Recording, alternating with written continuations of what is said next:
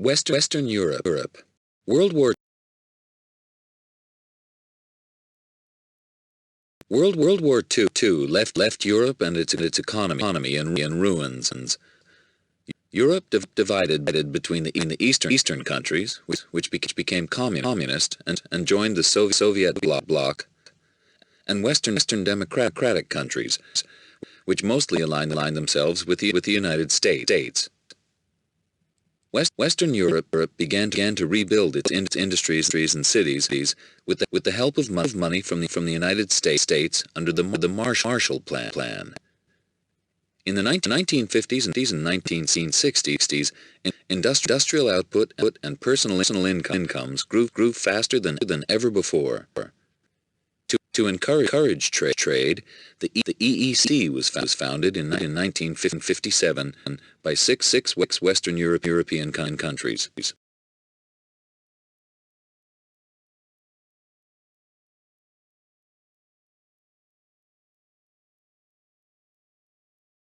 The Cold War.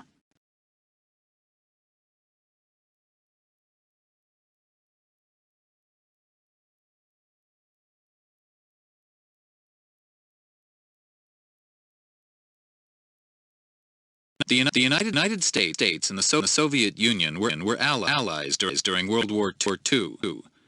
But after the war, they parted ways. The United States formed the NATO alliance in 1949 to resist the spread of Soviet communism. Besides actual wars in Korea, Vietnam, and Afghanistan, the superpowers fought a Cold War of espionage, propaganda, and military threats. The existence of a nuclear deterrent prevented direct military conflict.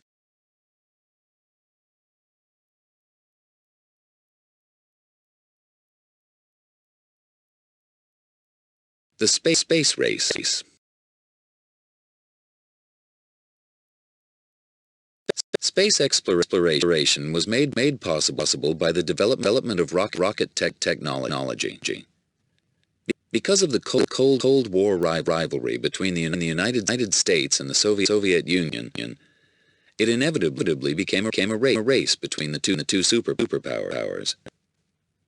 Initially, the Soviets led the field, with the first satellite, Sputnik, in 1957, and the first man in space, Yuri Gagarin, in 1961.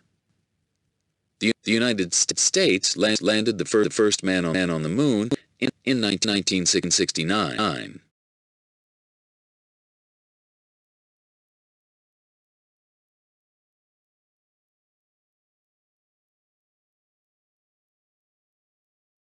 Fall of communism. In 1985, Mikhail Gorbachev became leader of the Soviet Union. His program of reforms made government more open and helped the economy. But his reforms were not enough. When Boris Yeltsin came to power in the Republic of Russia in 1990, he outlawed the Communist Party. The Soviet Union was dissolved in 1991. Western Europe.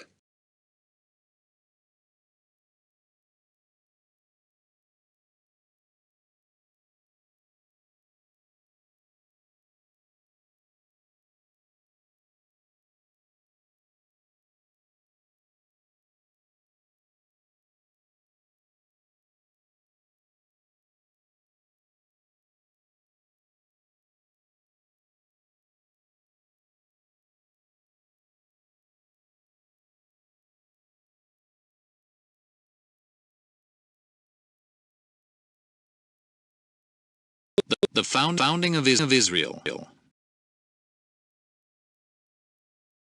After World War II, Jewish people who had survived the Holocaust became more determined to create a Jewish state in Palestine, their ancient home. Some used terror tactics against the British rulers of Palestine and its Arab inhabitants. In May 1948, the British left, and David Ben-Gurion declared the State of Israel. It was immediately attacked by Arab forces.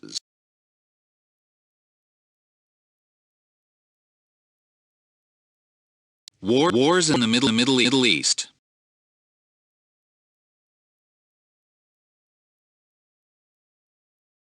The Middle East has been a focus of conflict since 1945.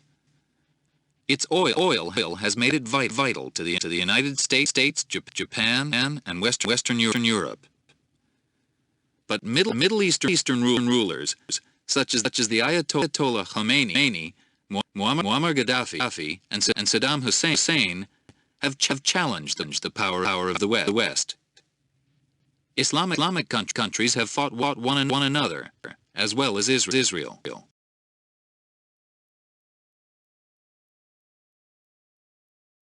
African independence.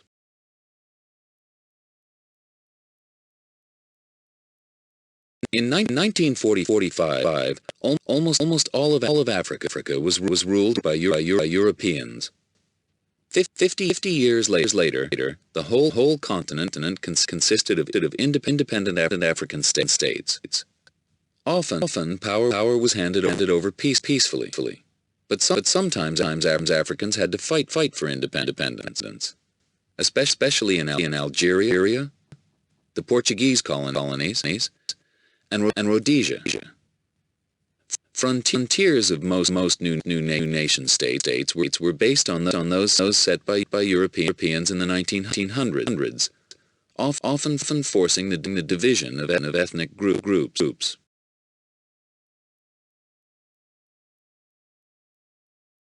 The end of apartheid. South Africa had been officially divided by a system of apartheid since 1948. Society was organized into racial groups. The government, which was exclusively white, passed laws determining where the different groups could live, work, and be educated. Under this system of white supremacy, the black majority suffered most, often living in poor townships or remote homelands. In 1990, President de Klerk ended the 30-year ban on the ANC, which had led the fight against apartheid. In 1994, ANC leader Nelson Mandela became South Africa's first black president.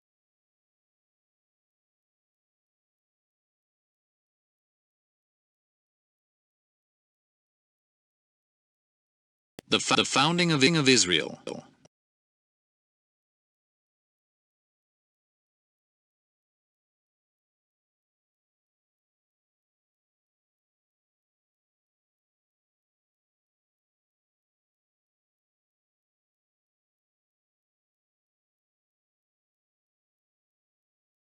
Post-colonial South Asia.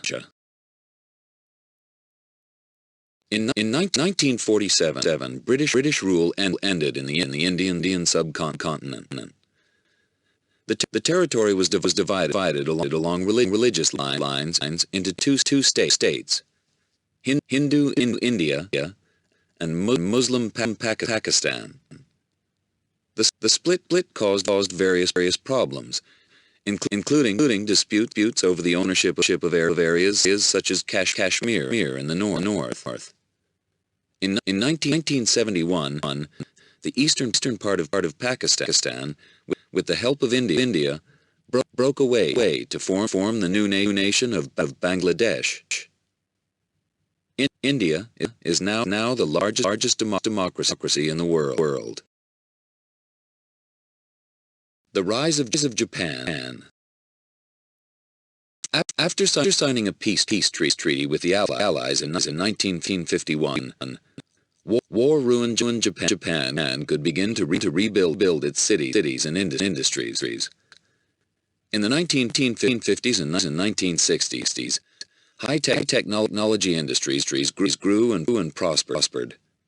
Japan developed a successful automobile industry and came to lead the world market in electronics.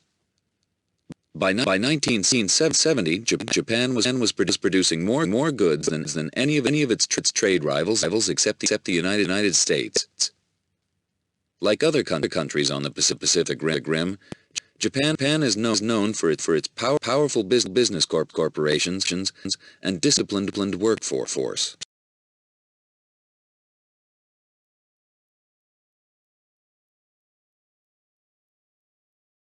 Vietnam War. Between 1945 and 1954, a war was fought to overthrow French rule in Indochina. When the French surrendered, the country was divided. The regime in South Vietnam was supported by the United States. In 1959, the Viet Cong, based in North Vietnam, attacked U.S. military bases in their struggle to unite the country, beginning a violent and bloody conflict.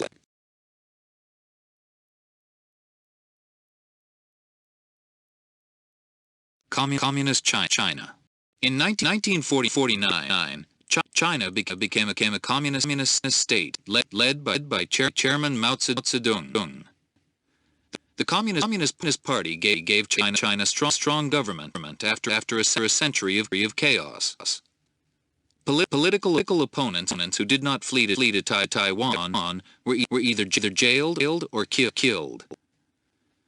After Mao's death in 1976, China became more open under Deng Xiaoping's rule. But the Communist Party kept a tight grip on the country. Pro-democracy demonstrations were crushed at Tiananmen Square in 1989.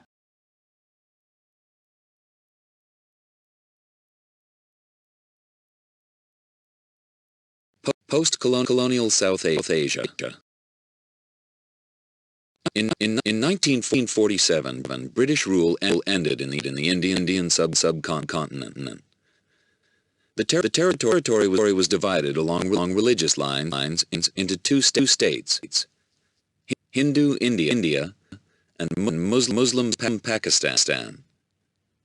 The split caused various problems, including disputes over the ownership of areas such as Kashmir in the north. In 1971, the eastern part of Pakistan, with the help of India, broke away to form the new nation of Bangladesh. India is now the largest democracy in the world.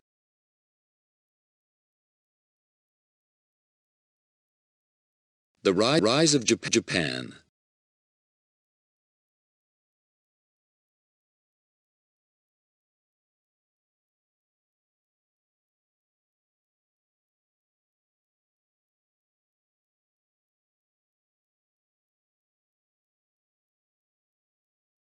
Coups and revolution. Latin America has long suffered from unstable governments and great poverty. Since 1945, almost all Latin American countries have experienced at least one military coup or a guerrilla war or both. Most guerrilla campaigns, like that of Che Guevara in Bolivia, have failed.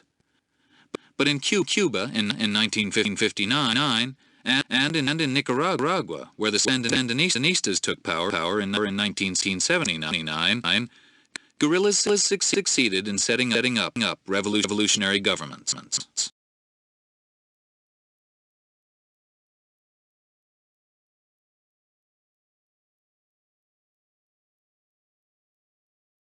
Post-war United States. By the end of World War II, the United States had become the richest and most powerful country in the world. It played a key role in international affairs, and by 1968 was producing one-third of the world's industrial goods. During the 1950s and 1960s, American society went through radical changes. Inspired by the new rock and roll music, a vibrant youth culture emerged, and was rapidly spread with the help and influence of an expanding media.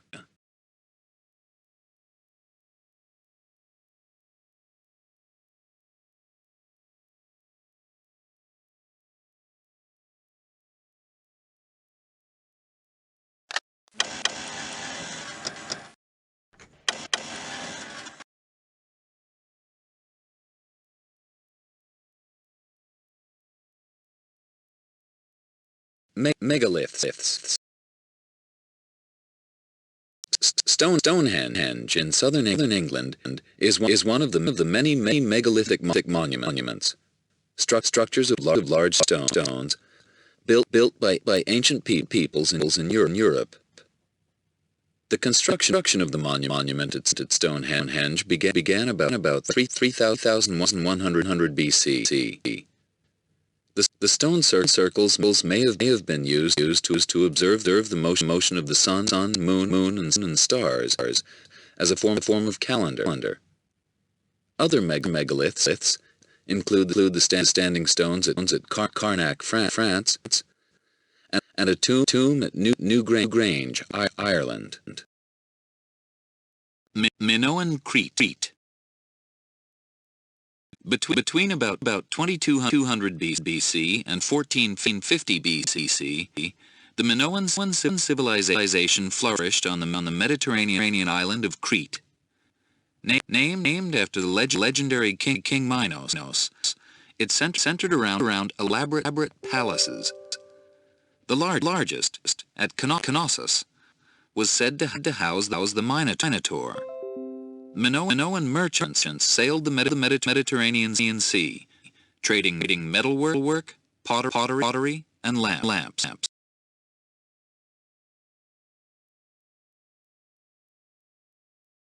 The MYCENAEANS.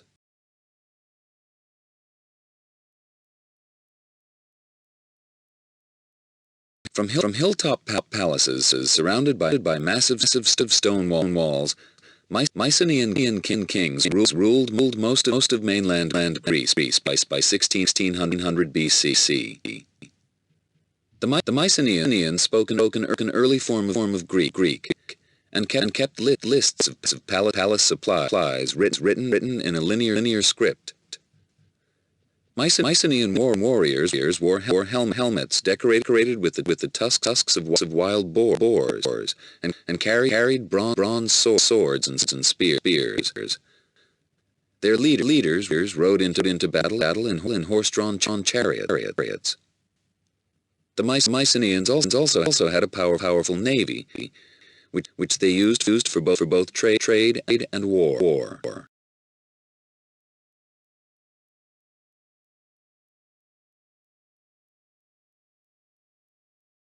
Bronze Age Europe. European people began to make tools from bronze between about 2500 BC and 1300 BC. The use of bronze spread from east to west. There were no towns or cities in Europe during the Bronze Age, and people lived in villages or on farms. Most of the land was still covered with thick forest, so there was plenty of timber for building houses. Villagers raised cattle and sheep, and grew crops such as wheat and barley.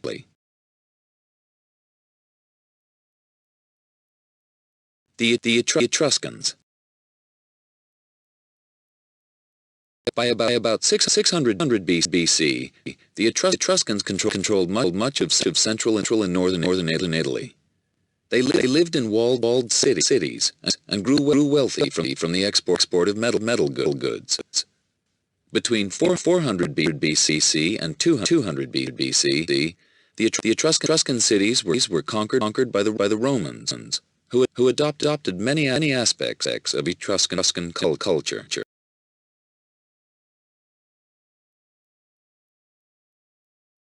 Megaliths.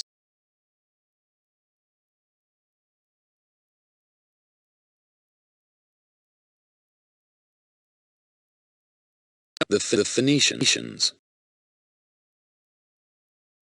Skilled seafarers, the Phoenicians were the master traders of the Mediterranean from about 1200 BC.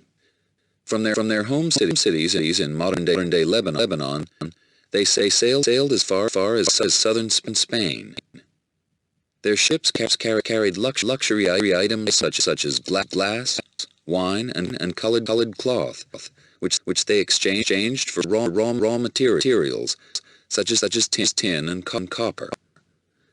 In about 800 BC, the Phoenicians founded the city and port of Carthage, which quickly became the center of its own trading empire.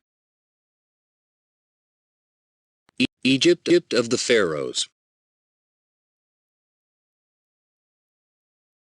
Ancient Egypt was ruled by kings called pharaohs. These all-powerful monarchs were worshipped as gods. A prince who might become pharaoh would be well trained in the skills of sports, war, and government. He might rule with his father before becoming pharaoh. Some early pharaohs were buried in massive pyramids. Many pharaohs were commemorated with inscriptions on obelisks.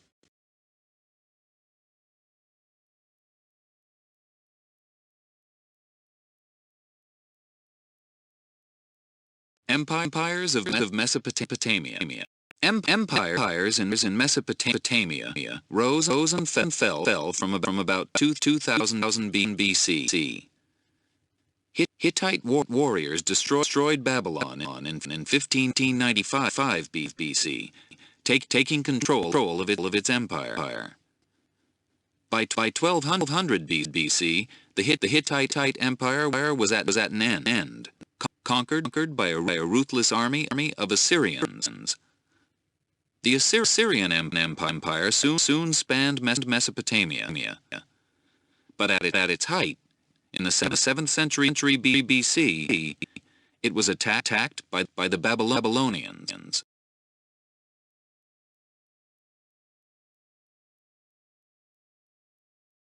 The first cities.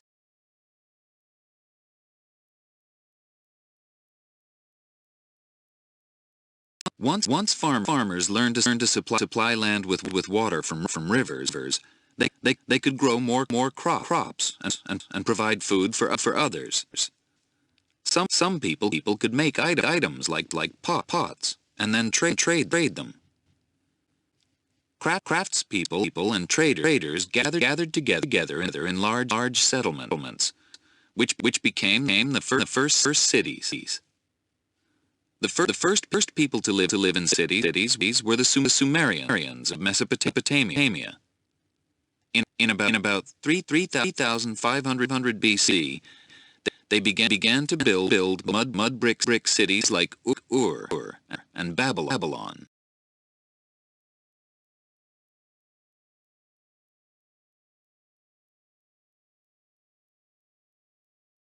The Hebrews. The Bible tells the story of the Hebrews. Abraham, their founding father, brought his family to Canaan in about 2000 BC. Famine forced them to flee to Egypt. Moses led them back to Canaan, where David united them against their enemy, the Philistines. Solomon, David's son, built a temple to house the Ark of the Covenant, a chest holding the holy tablets of the Jewish laws.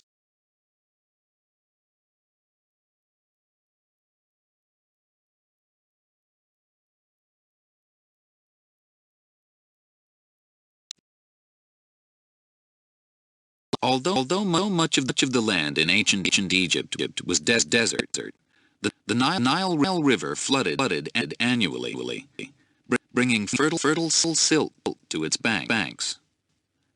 Here and in fields irrigated by canals, the people grew crops and raised cattle. At harvest time, the area was alive with activity. Farmers cut the corn with stone-bladed sickles, and scribes recorded the size of the harvest using hieratic script. During the floods, the farmers were put to work building great monuments, such as the pyramids.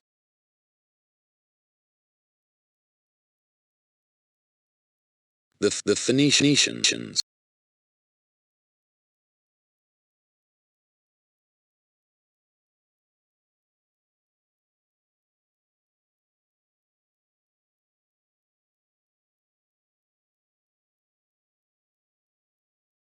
Indus civilization.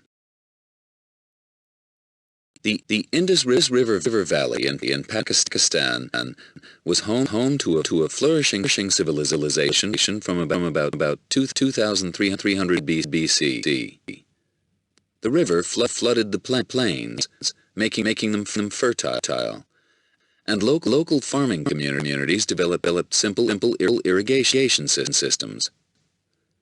Villages prospered, and great cities such as Mohenjo-Daro and Harappa were built. From about 1700 BC, the Indus civilization went into decline, and in about 1500 BCC, it was overrun by invading Aryan peoples from the north. Ancient China.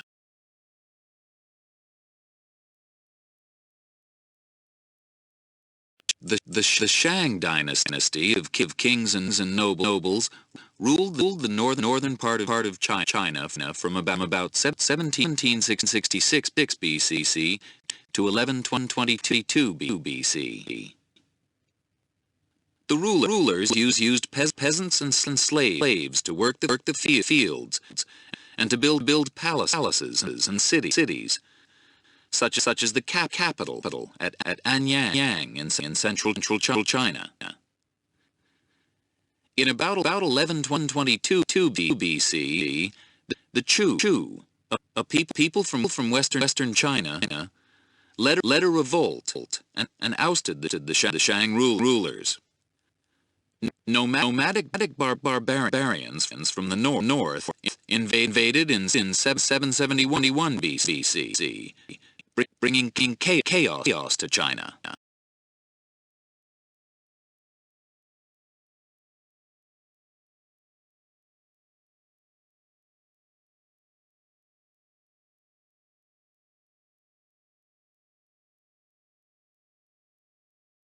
The first Australians. The people who settled in Australia about 60,000 years ago were Stone Age hunter-gatherers. They arrived with only the most basic skills. They could make fire and very simple stone tools. These skills were enough for them to begin the process of changing the Australian landscape. They used fire to clear large areas of dense vegetation in order to make hunting easier. The hunters' success meant that many of the larger animals soon became extinct. Apart from stone tools found in caves, the only evidence of the first Australians are some ancient rock pictures. Indus civilization.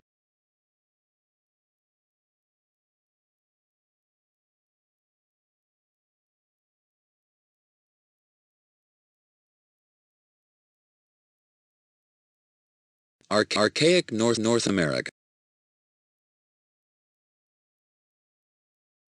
In the Archaic period in North America, 8,000 BCC to 1,000 BCC, many groups changed from being hunter-gatherers to early farmers.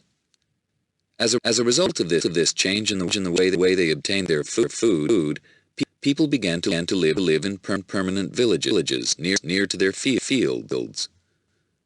The first North American pottery was made in this period and was used for cooking harvested crops.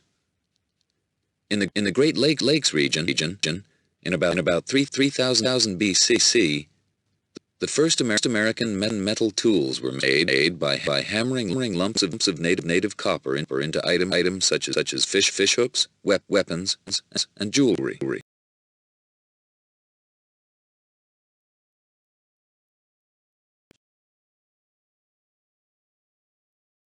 The Chavine, one of the earliest American civilizations, flourished in the high valleys of the Andes in Peru from about 900 BC to 200 BCC.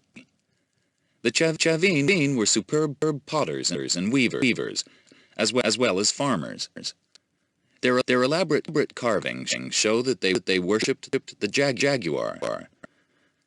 The culture was named after Chavin de Huantar, the site of their religious center. There, in the heart of the great temple, the Chavin built a massive pillar statue of El Lanzon, the smiling god. The Olmecs. The first great American civilization was that of the Olmecs of Mexico. From 1200 BC, they developed a highly organized society, centered on spectacular sites built for religious ceremonies at San Lorenzo and La Venta. Olmec people sculpted huge monuments in stone and portable figurines in jade. Many Olmec achievements benefited later American societies, earning Olmec culture the name Mother Culture.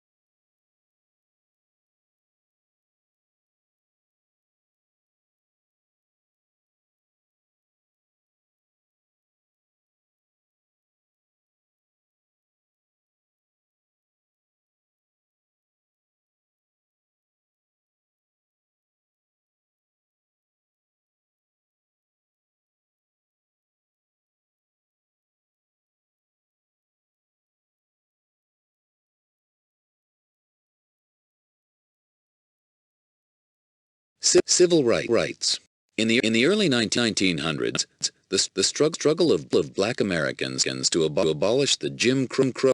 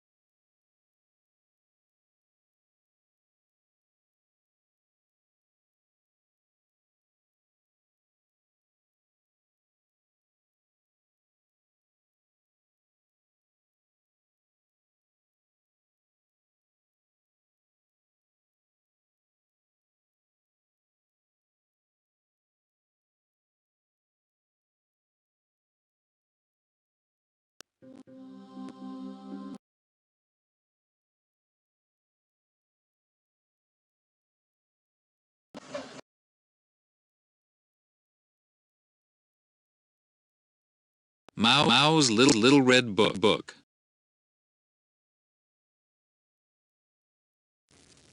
Mao's communist regime kept the Chinese population under tight control. He set up the Youth Corps as a way of indoctrinating young people.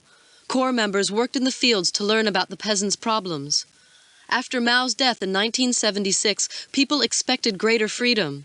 In June 1989, protesters gathered in Tiananmen Square in Beijing to demand democratic reform. Despite pressure from government troops, the protesters resisted courageously. The world watched in awe at a display of bravery by one particular young man that came to symbolize the unequal struggle between the protesters and the government.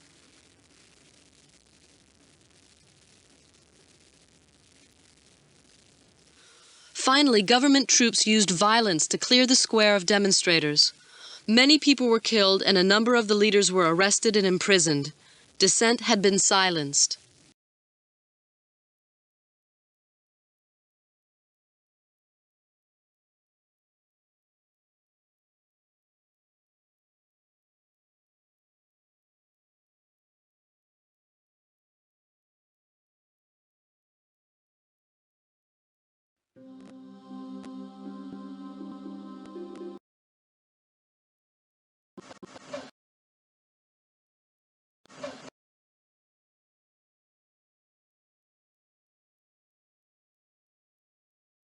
'60s Revolution.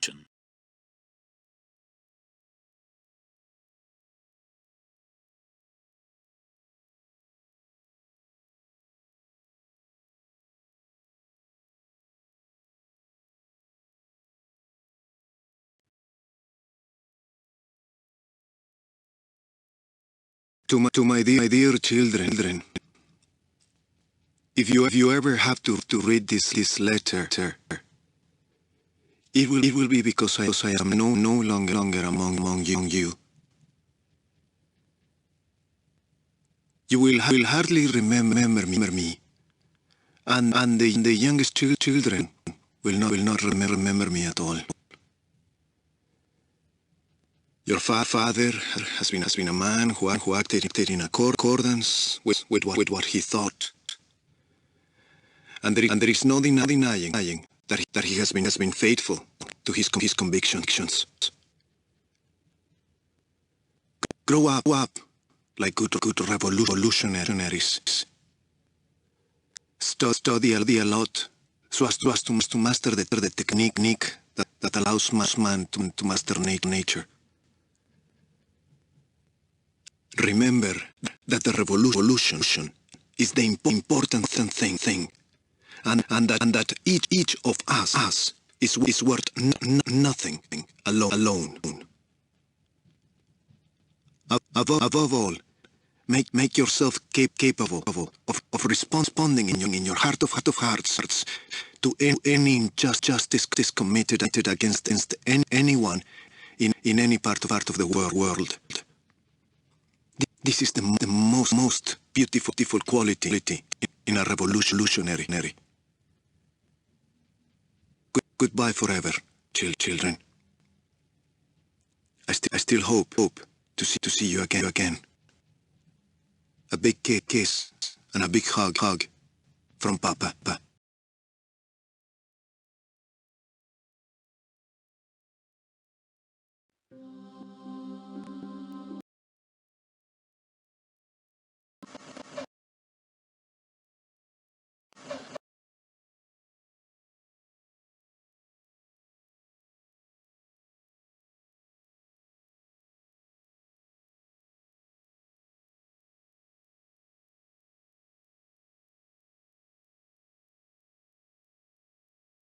Mao's Little Red Book.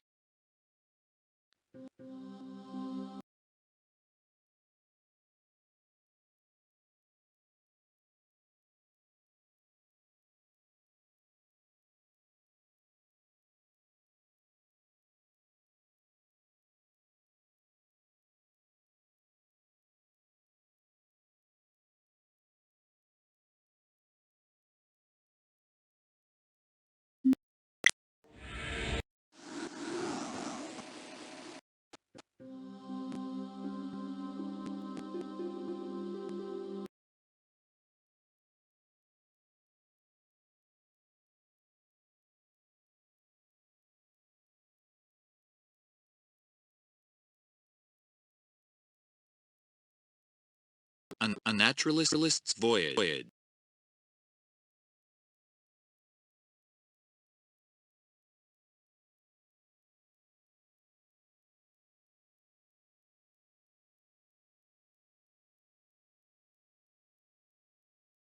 Roman life. The Celts. Early Christianity. Greek city-states. Germanic peoples.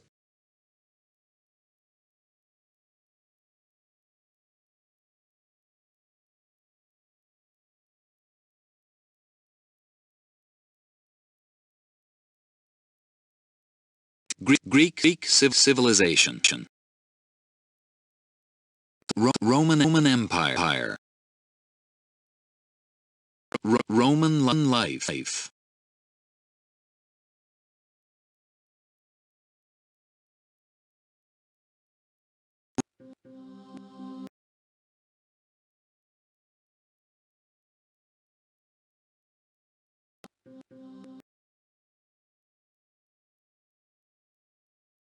A Naturalist's Voyage.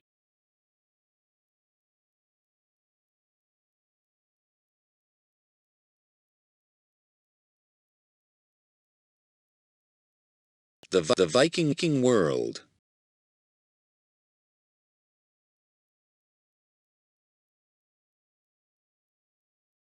A Naturalist's.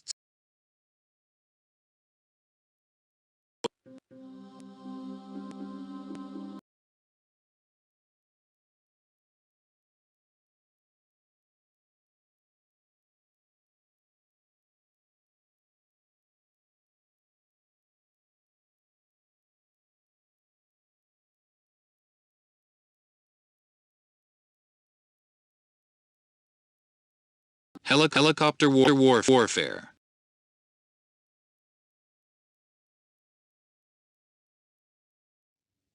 The whirring of helicopter blades was a common sound in war-torn Vietnam. Helicopters transported U.S. troops to the jungle to fight against the North Vietnamese. People were driven from their homes as villages were destroyed by U.S. forces.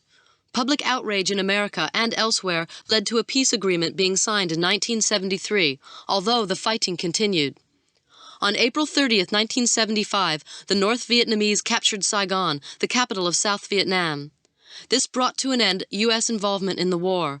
American personnel were forced to make a desperate escape by helicopter from the U.S. Embassy.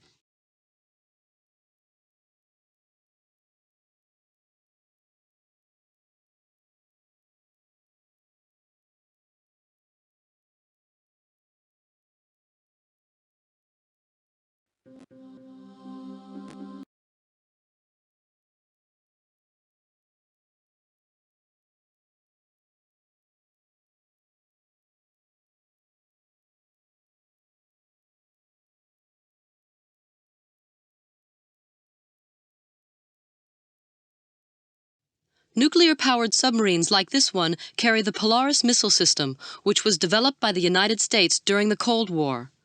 Polaris can be launched underwater. Each missile carries a nuclear warhead 10 times as powerful as the bomb dropped on Hiroshima. The successor to Polaris is the Trident missile system. A Trident missile has a greater destructive power than a Polaris missile. It can also travel twice as far as Polaris, up to a maximum of 6,000 miles.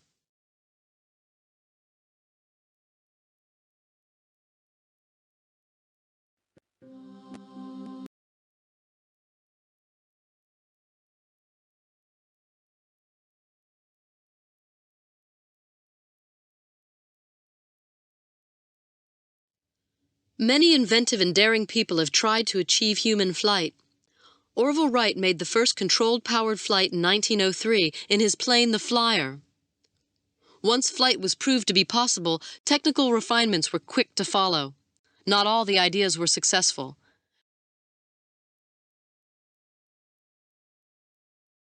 There were ill-fated experiments with vertical takeoff, for example, and rocket propulsion.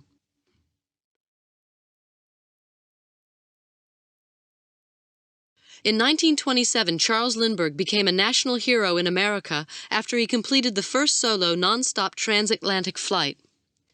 Another American, Amelia Earhart, was the first to fly an even greater distance across the Pacific in 1935. Tragically, she disappeared without trace while attempting an around-the-world flight in 1937.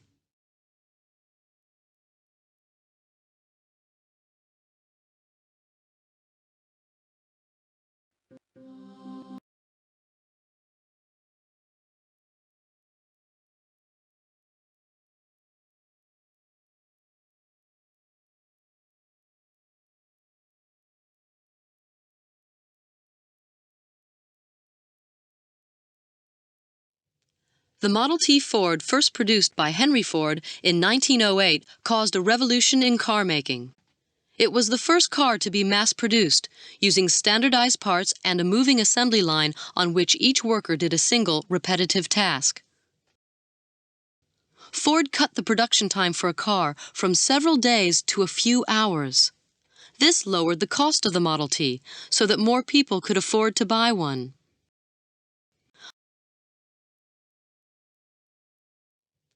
The Model T Ford, first produced by Henry Ford in 1908, caused a revolution in car making. It was the first car to be mass-produced, using standardized parts and a moving assembly line on which each worker did a single, repetitive task. Ford cut the production time for a car from several days to a few hours. This lowered the cost of the Model T, so that more people could afford to buy one. By 1920, half the cars in the world were Model T Fords.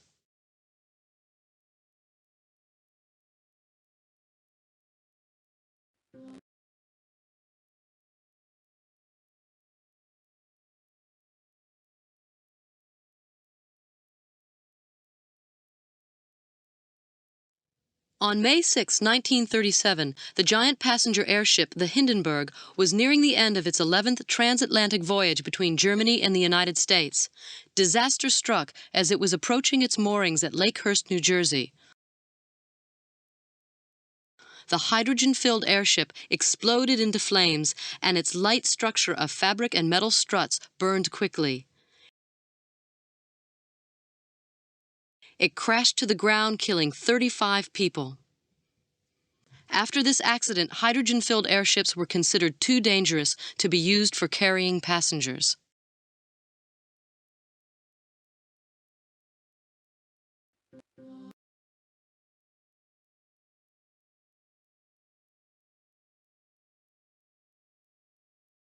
Fall of communism.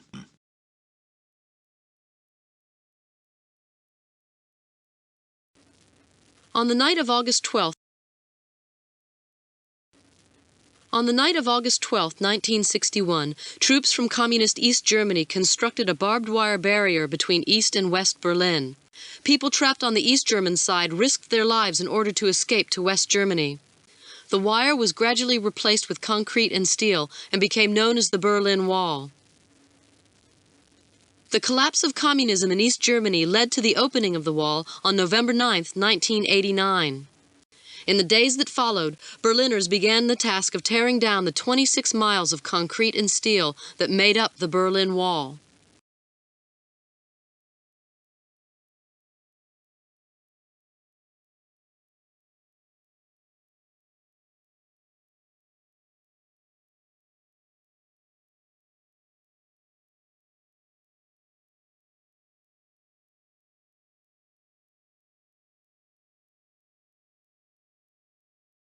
Helicopter warfare. The whirring of helicopter blades was a common sound in war-torn Vietnam. Helicopters transported U.S. troops to the jungle to fight against the North Vietnamese. People were driven from their homes as villages were destroyed by U.S. forces.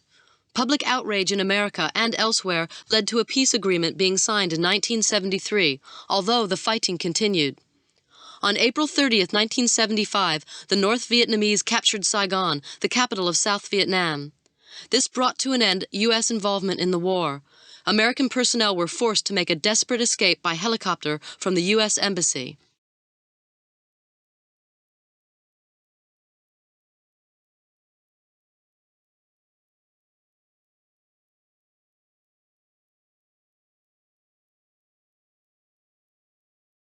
Hiroshima.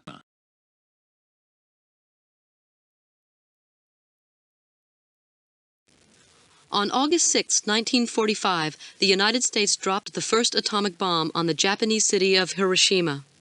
As the bomb exploded, a white cloud like a gigantic mushroom rose 50,000 feet into the sky. There was a blinding flash of light throughout the city. All that remained of Hiroshima was ruins and ashes. 80,000 people were killed in the immediate blast.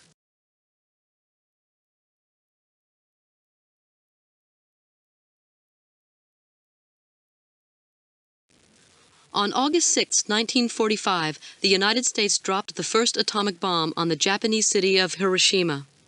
As the bomb exploded, a white cloud like a gigantic mushroom rose 50,000 feet into the sky. There was a blinding flash of light throughout the city.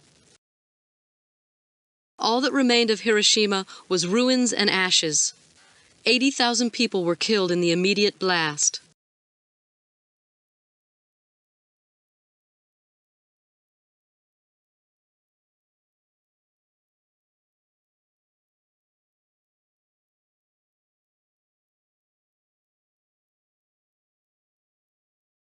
Isolationist America.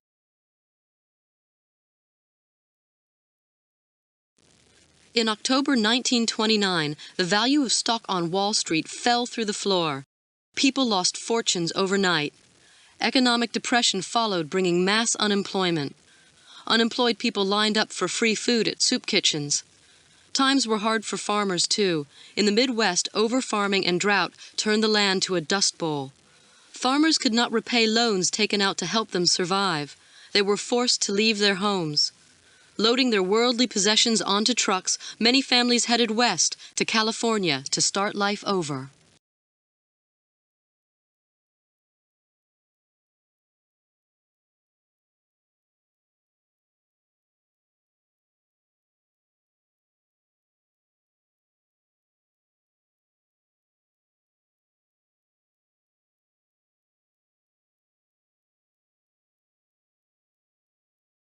Jews in When the Nazis came to power in 1933, they began to persecute the Jews who lived in Germany. The Nazis blamed the Jewish community for many of their country's problems.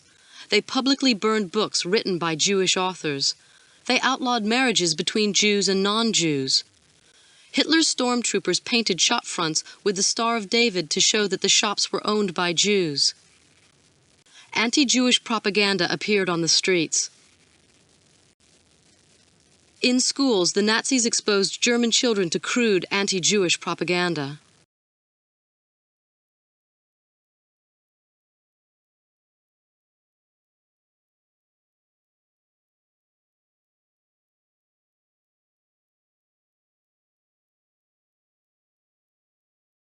London Blitz. Between September and November 1940, the German Air Force dropped almost 100,000 bombs on London. This was called the Blitz. All night, fires blazed around the city. Over 13,000 civilians died in the 3 months of the London Blitz. Some Londoners slept on subway platforms in central London to escape the devastation caused by the bombs.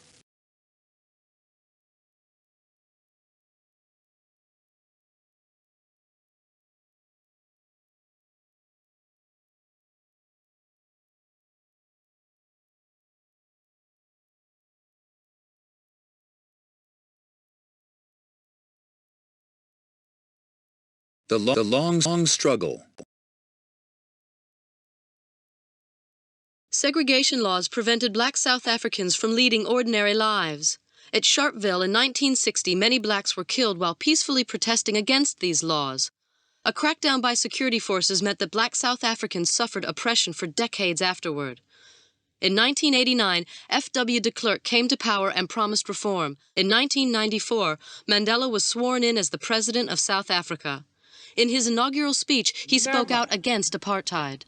Never and never again shall it be that this beautiful land will again experience the oppression of one by another.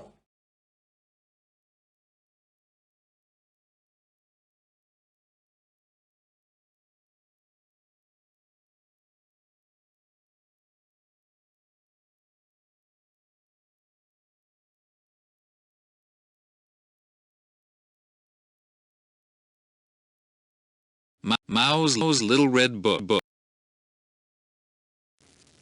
Mao's communist regime kept the Chinese population under tight control. He set up the Youth Corps as a way of indoctrinating young people. Corps members worked in the fields to learn about the peasants' problems. After Mao's death in 1976, people expected greater freedom. In June 1989, protesters gathered in Tiananmen Square in Beijing to demand democratic reform. Despite pressure from government troops, the protesters resisted courageously. The world watched in awe at a display of bravery by one particular young man that came to symbolize the unequal struggle between the protesters and the government.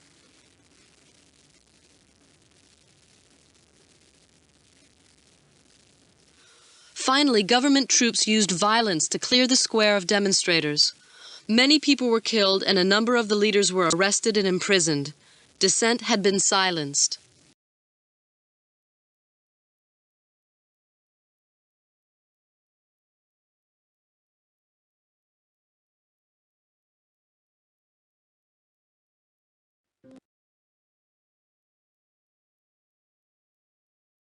Moon landing.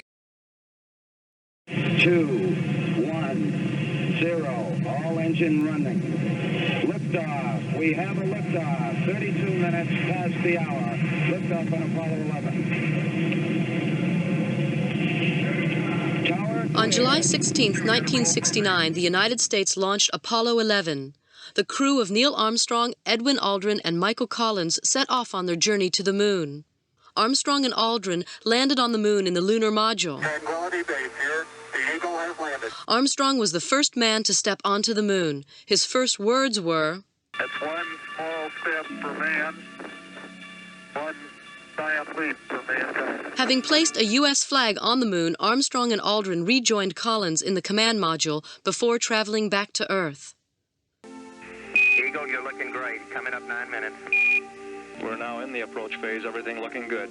After 8 days in space, the crew splashed down safely in the Pacific Ocean on July 24th.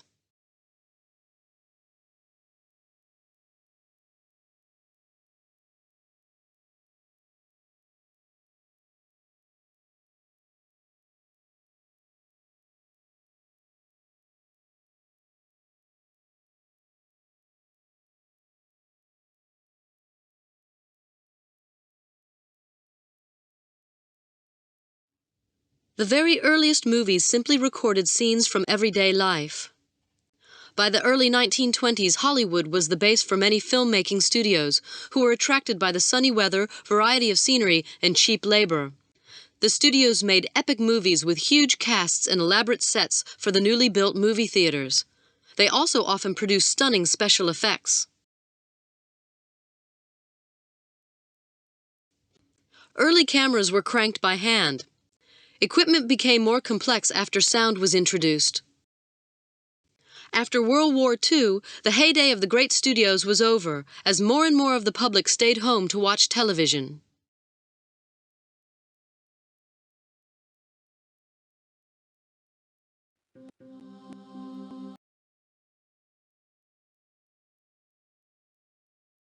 Mysterious statues.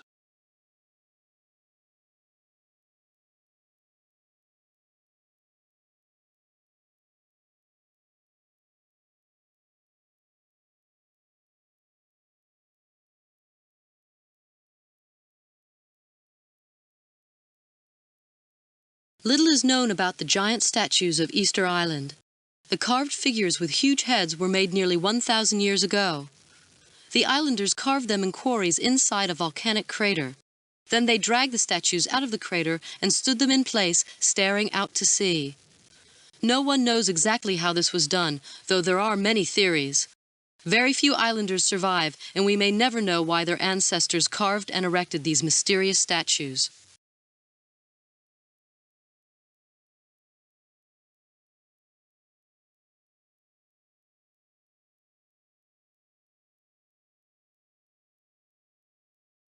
Nazi Germany. When the Nazis came to power in 1933, they presented Germany to the world as a powerful and confident nation. Military parades showed a German army that was strong and well-equipped. Mass rallies celebrated the glory of the Third Reich, the German Empire that the Nazis intended to last 1,000 years. At the center of these events was Adolf Hitler, the Nazi leader.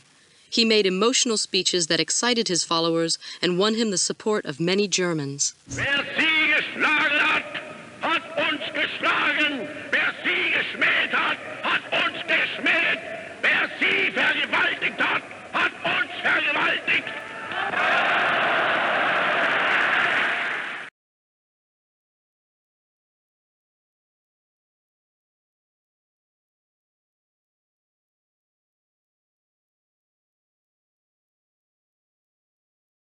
Non-violent protest.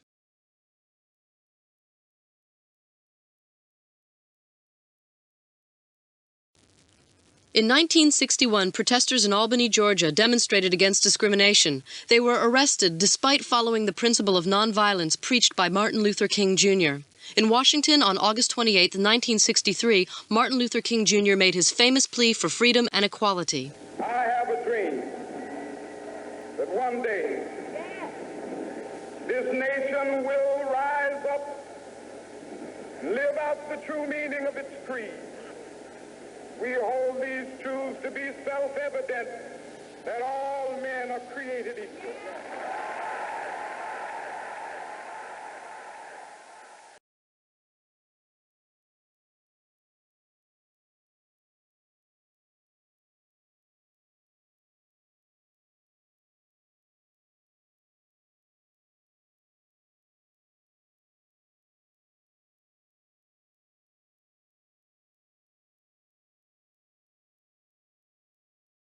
The railroad.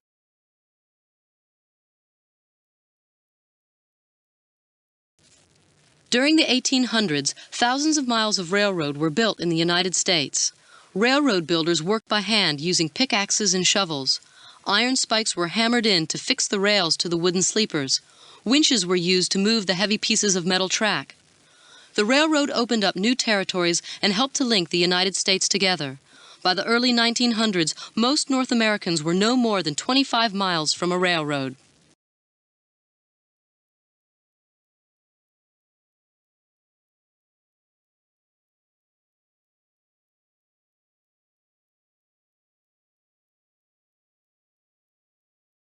Russian Revolution. On the morning of November 7, 1917, a small band of Bolshevik revolutionaries entered the deposed Tsar's winter palace in Petrograd, now St. Petersburg.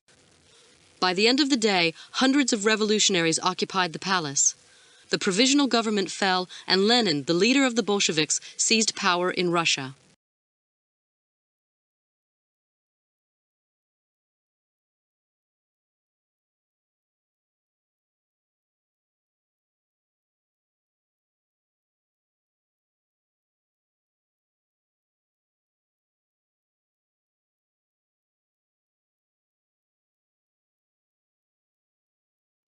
The construction of the Empire State Building in New York City in 1928 was a marvel of engineering. Built totally of prefabricated parts, its massive steel skeleton rose up a floor a day. People on the sidewalks stopped to watch. The nimble construction workers had no fear of heights, and they did not wear safety harnesses.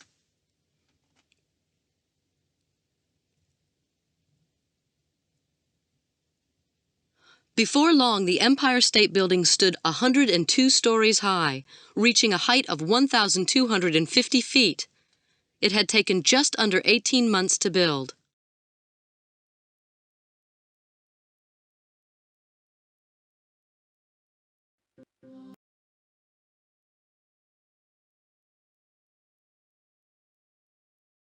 Steam power.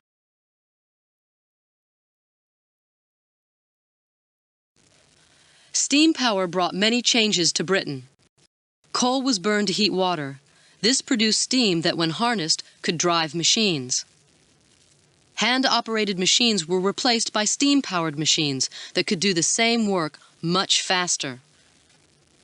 Because of this, goods were manufactured more cheaply, and Britain became the world leader in manufacturing textiles and many other goods.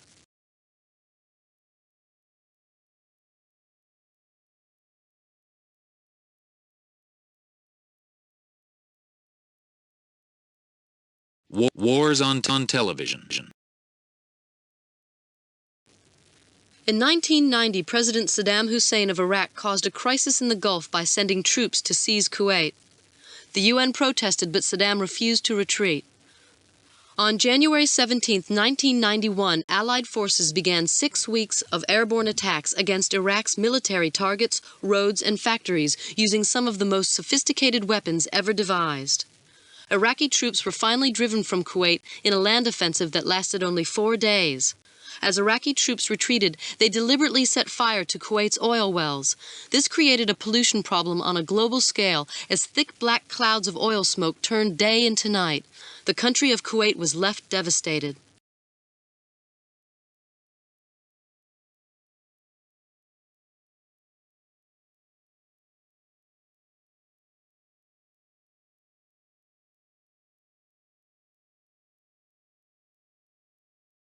Taj Mahal.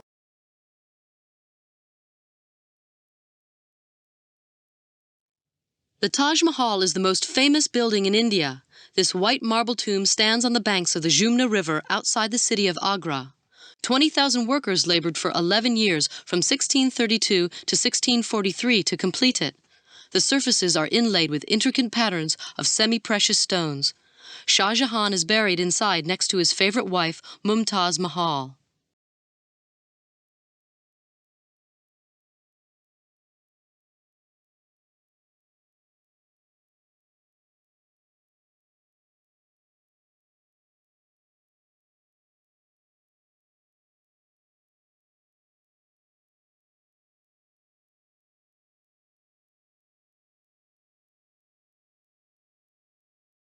Wars on television.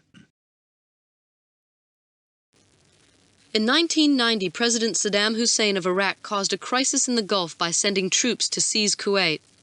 The UN protested, but Saddam refused to retreat. On January 17, 1991, Allied forces began 6 weeks of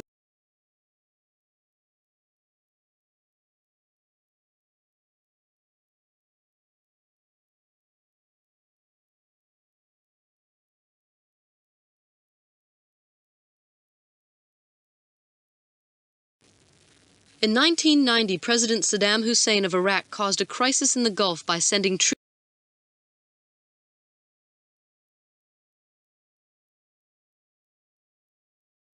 Women's rights.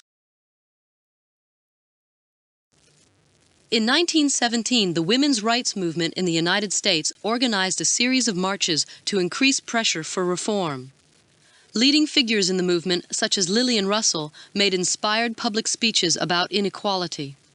The police responded by arresting some of the campaigners. In 1920, Congress finally passed the 19th Amendment, which asserted the right of women to vote. Here, Vice President Marshall signs the document that changed women's lives.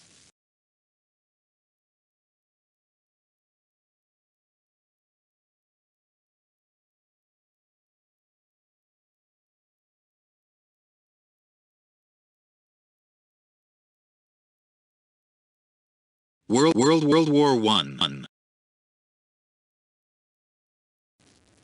Death was never far away for soldiers fighting on the Western Front in World War I, as heavy artillery kept up continual bombardment. Machine guns cut down soldiers as they emerged over the top of their trenches.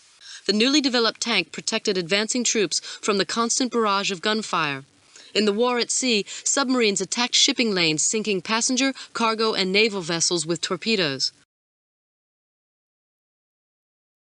A direct hit by one of these self-propelled underwater missiles could sink a ship with bewildering speed.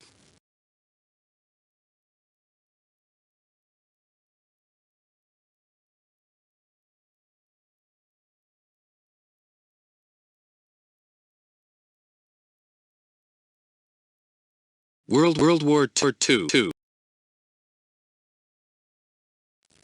Over 5,000 ships carried 156,000 Allied troops across the English Channel in the early hours of June 6, 1944.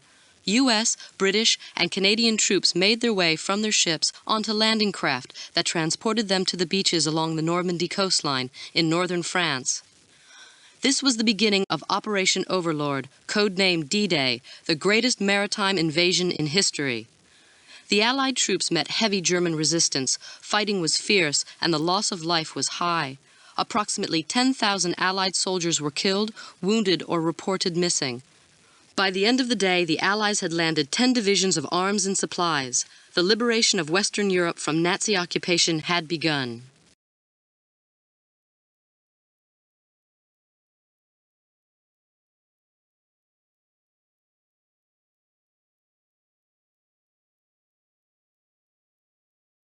World War II, Pacific.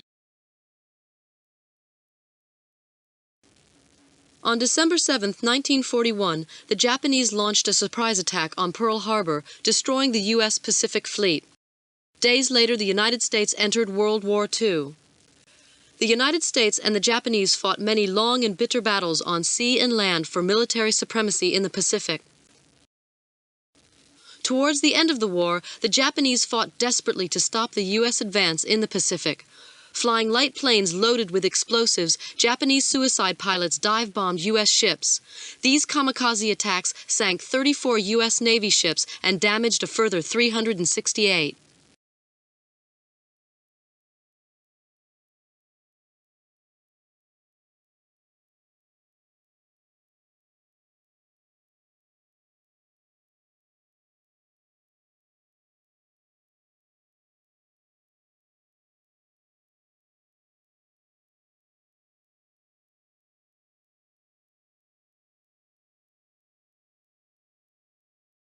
Alexander's conquests. Setting out from Greece in the spring of 334 BCC, 22-year-old Alexander began his conquest of the Persian Empire in Asia Minor. After finally defeating the Persian king Darius at the Battle of Issus, Alexander advanced into Egypt. By 331 BC, he had conquered the Persian Empire and sacked Persepolis, the Persian capital. Alexander pushed eastward into unknown territory, conquering as far as Afghanistan and the borders of northern India by 326 BCC. But his exhausted men would go no farther. Alexander returned to Babylon, where he died in 323 BC, aged only 32.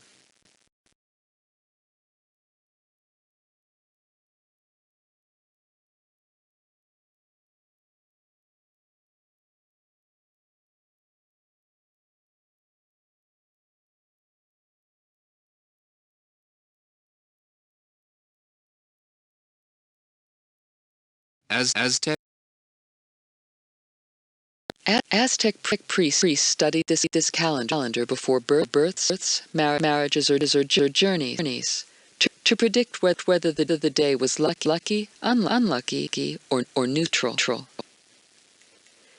Each of the calendar's 260 days was named for an animal, plant, or for some natural phenomenon, such as a storm.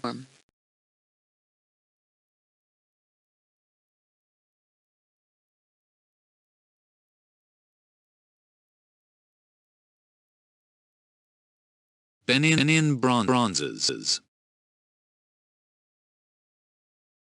Benin bronze workers made realistic sculptures of people and animals that decorated Benin kings' palaces and religious shrines. The Benin kings strictly controlled the production of these bronzes, so that the artistic standards remain consistently high.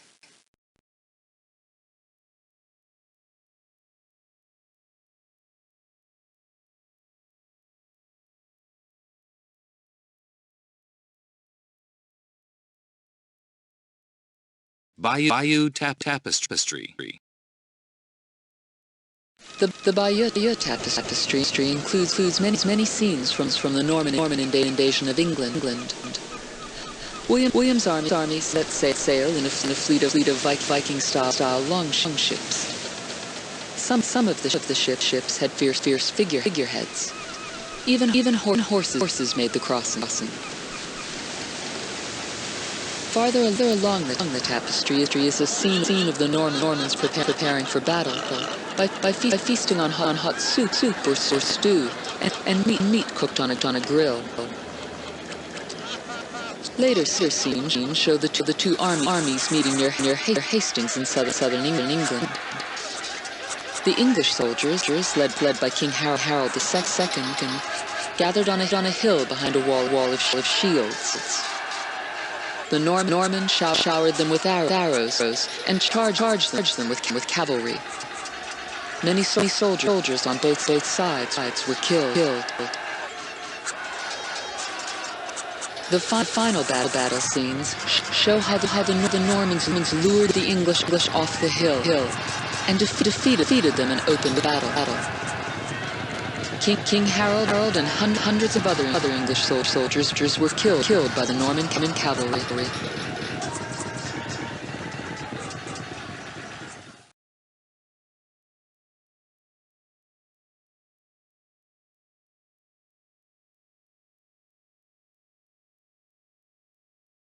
Blackbeard the pirate. Blackbeard deliberately cultivated a frightening appearance. When facing his enemies, he placed lighted fireworks in his hair to terrify them. He grew a large black beard, which gave him his nickname. Blackbeard was always heavily armed with various weapons, including several pistols stuck in his belt.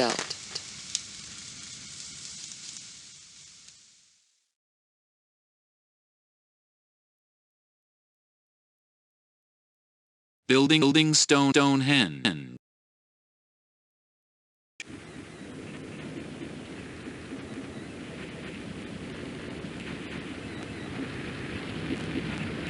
Teams of men would have dragged the sandstone blocks overland on sleds or rollers.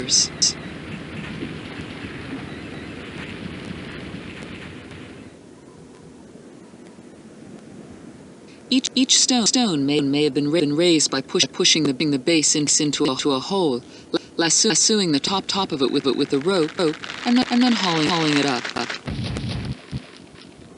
Once the upright stones were in place, the builders would probably have built an earth ramp. Using rollers and ropes, a team of men would have then dragged a horizontal stone called a lintel into position on top of the other two stones.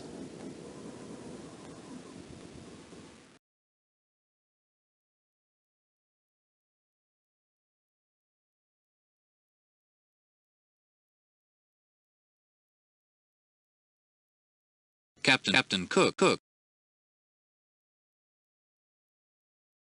Cook arrived in New Zealand in October 1769. He met a delegation of Maoris, the native inhabitants of New Zealand. He and his crew traded food and supplies with them.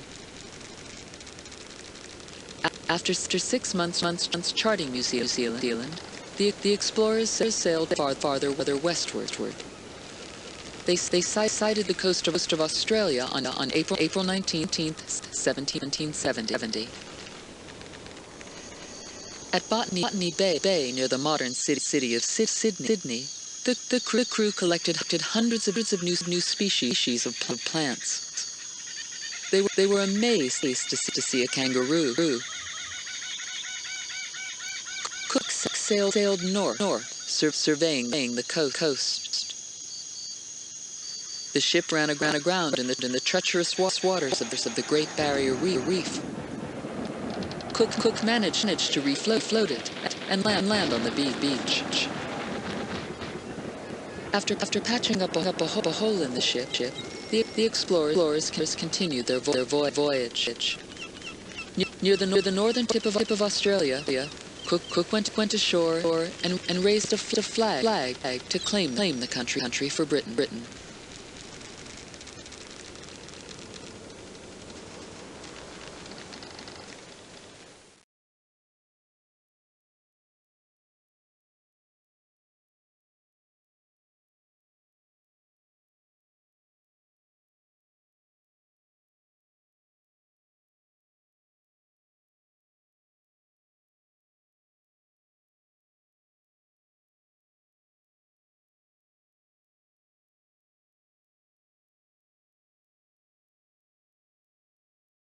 The graceful brush strokes that make up a Chinese character must be written in a specific order. This character called Yang, meaning eternal, is made up of 5 strokes.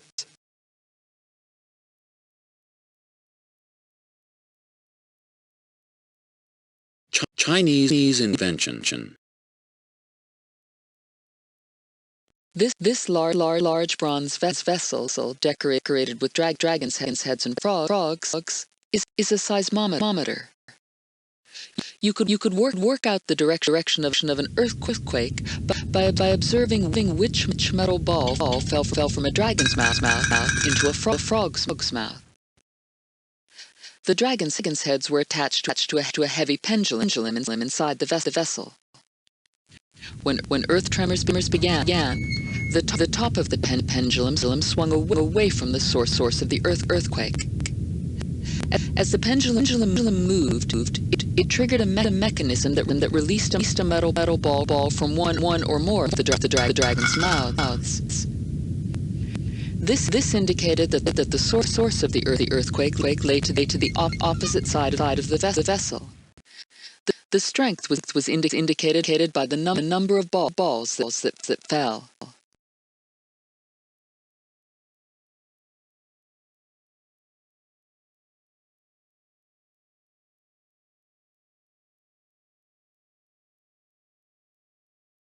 Clockwork universe.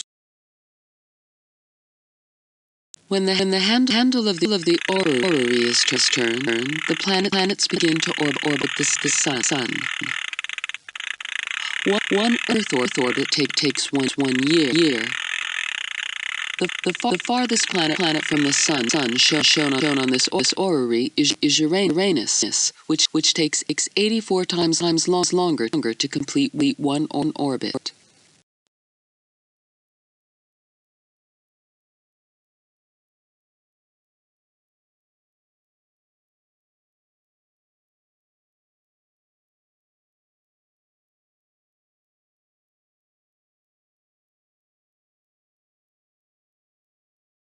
The crossbowman slowly wound the handles of the Kranikin, pulling the bowstring taut. He used a catch to hold the bowstring in the loading position while he picked up a bolt. After carefully loading the bolt in a groove, he took aim. He pressed the trigger and fired.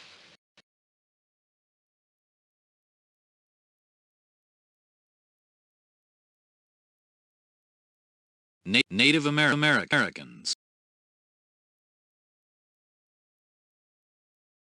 The Iroquois were warlike people from the forests of what is now New York State. They wore war paint and fought with clubs and short axes known as tomahawks. The Hidatsa farmed corn and squash on the Great Plains in what is now North Dakota. This dancer is wearing a feathered headdress and carrying a bow and arrow. The Tlingit lived in massive cedar longhouses in the lush forests of the Pacific Northwest. This man is holding a rattle and wearing a ceremonial cape and masks.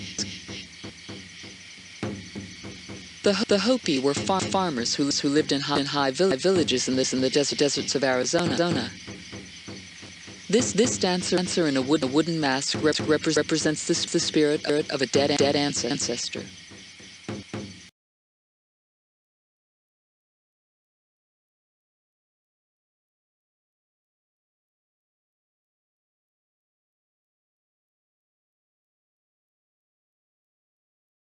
When 199 men began constructing the Eiffel Tower in June 1887. 22 months later, in April 1889, the Eiffel Tower was completed. The workers had used no less than 2.5 million iron rivets, and the tower stood 984 feet high.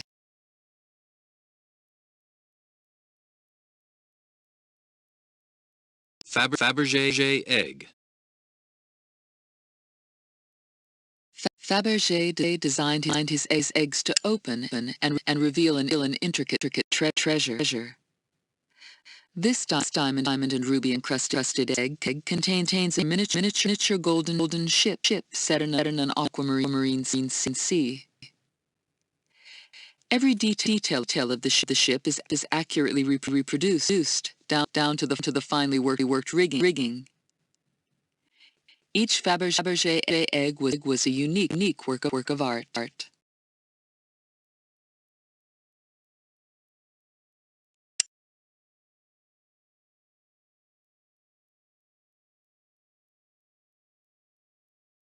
Faraday's motor.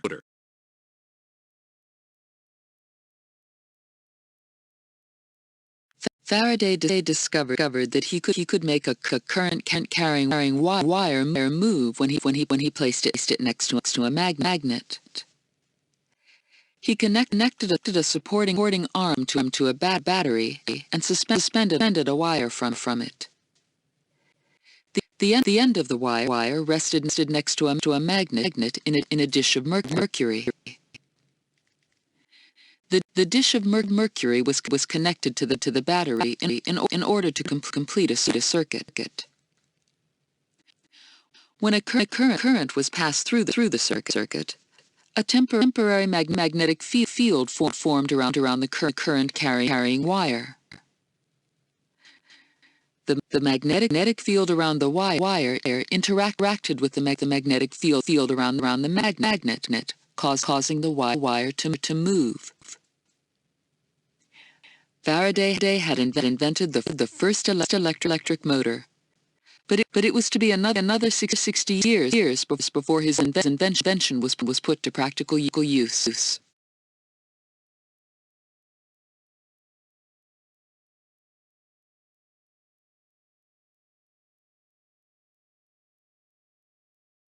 Fijian dancers.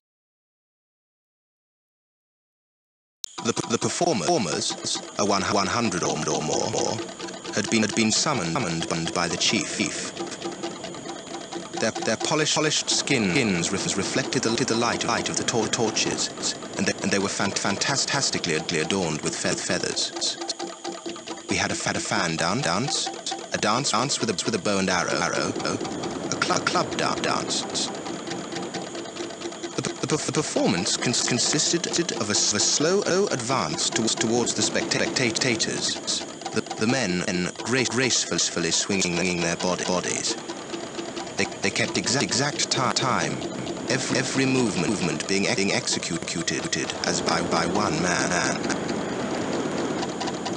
The last dance evidently simulated the skirmish the charge, the alternative advance and retreat before an enemy. It would be difficult to exaggerate the picturesque and imposing effect produced by these warriors as they gradually emerge from the darkness of the night into the blaze of the torchlight.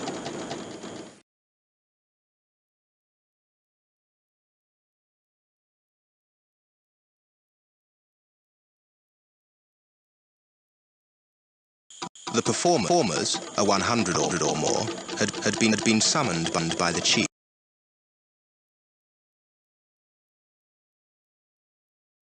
First world map. This Babylonian map shows the known world as a flat disk floating in a circular ocean. At the top, the scribe has written, where the sun is not seen, to indicate north. Babylon is marked by the rectangle in the center. Circles on the right-hand side represent other cities or regions, such as Urartu, Assyria, and Dare.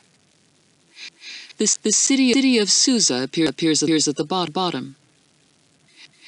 The Euphrates River flows south through the known world, from the Armenian mountains through marshland to the Persian Gulf. Outside the ring of oceans are eight unknown regions. The writing describes these areas as home to strange or legendary beings, such as great sea serpents and scorpion men.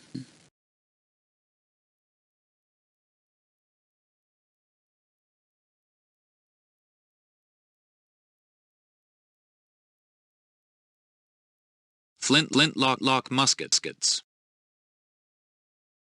In the heat of battle, it was vital that infantry soldiers followed orders and fired their weapons together.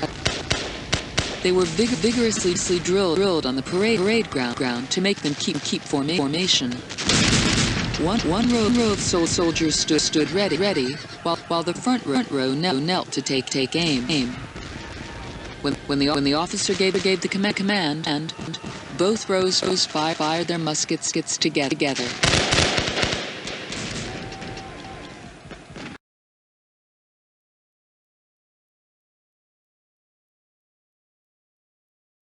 Following the stars. The nocturnal was used in the northern hemisphere to tell the time at night. The navigator held it at arm's length and looked through the viewing hole at the bright pole star, which always stays low in the northern sky. He then identified two other bright stars in the same constellation that formed a straight line. He moved the arm until it was lined up with the three stars. The reading on the time scale disc gave the time to within about 10 minutes.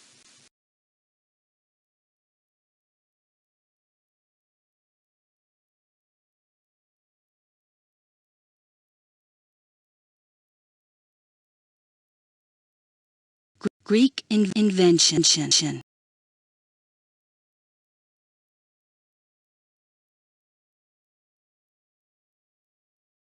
The Greek scientist Hero discovered how to use steam power to make a metal ball spin rapidly.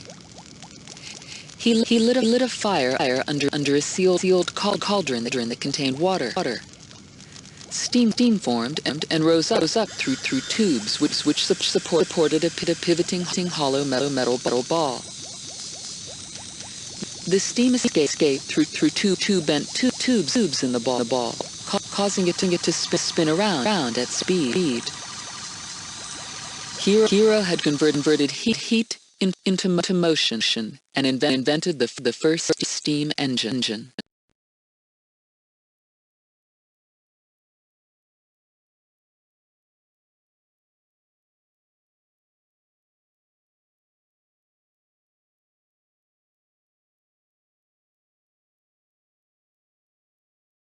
Human development. Homo erectus, with its large skull, appeared about 1.777 million years ago. The skull had a prominent brow ridge, a thick-walled cranium, and large teeth.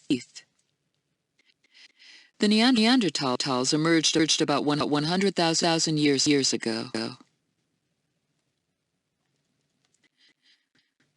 Their skulls had a prominent brow ridge, but had a low flat crown, a backward-sloping forehead, and a protruding jaw. Their brain was similar in size to that of the fully modern human. The fully modern human completely replaced the Neanderthal about 35,000 years ago. Their skulls had a high crown, a shorter and flatter face, almost no brow ridge, and small teeth. Humans today have the same features.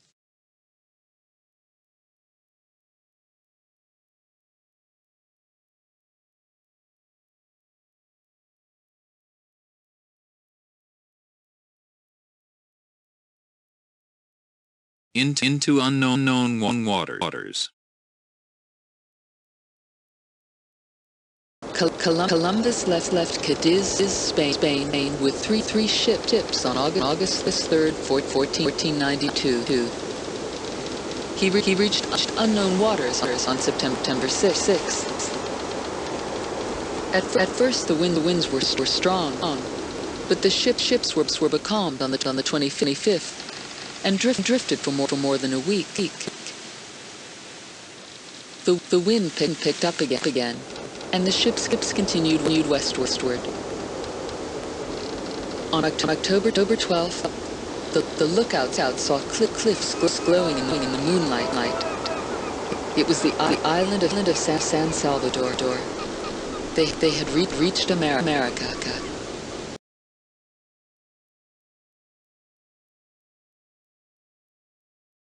On July 8th, 1497, da Gama left Lisbon, Portugal, with four ships.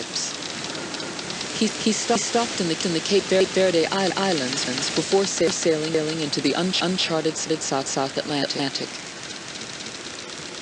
Despite storms and mutinies, he finally rounded the Cape of Good Hope at the tip of Africa 3 months later. The expedition continued up the east coast of Africa as far as Malindi. Here da Gama met a skillful Indian pilot who helped him cross the Indian Ocean. They landed in Calicut, India, on May 20th, 1498.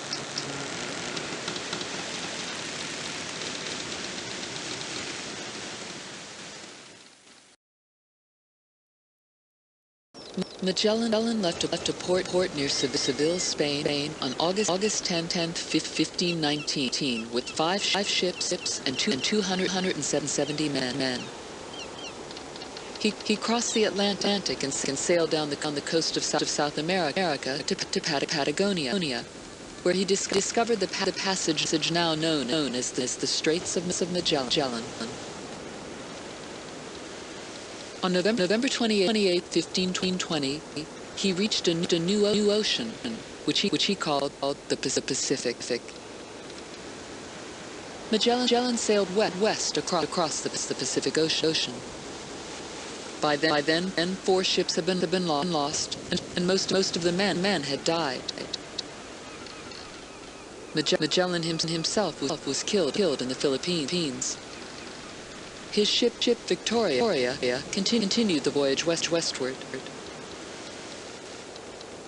After more than 3 years at sea, the ship made it back to Spain on September 6, 1522. Only 17 of the original 270 sailors were on board.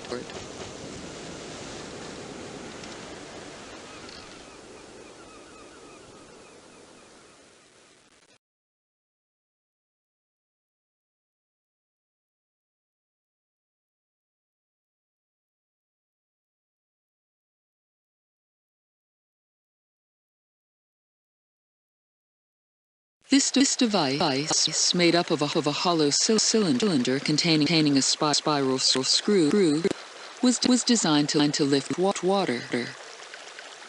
To do this, the lower end was placed in a lake or river.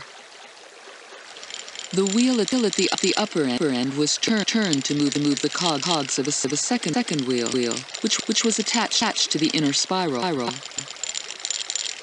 The spiral rotated and carried water upward along the thread of the screw to fill a reservoir.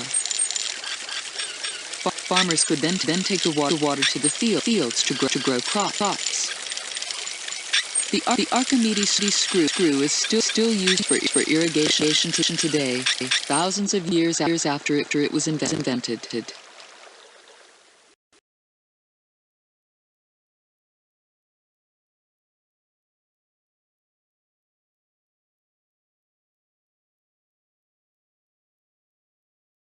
Islamic invention. This machine uses cogs and a water wheel to irrigate fields. Water from a stream flows into a tank. The water flows out of a hole in the tank onto the blades of a water wheel. This spins the wheel. The spinning energy is transferred down a series of cogs. An ox walks in circles on a treadmill. This makes the machine turn faster. The energy is passed through a second series of cogs. A system of buckets scoops water out of the tank and pours it into a higher tank. The water flows into a field above the level of the stream.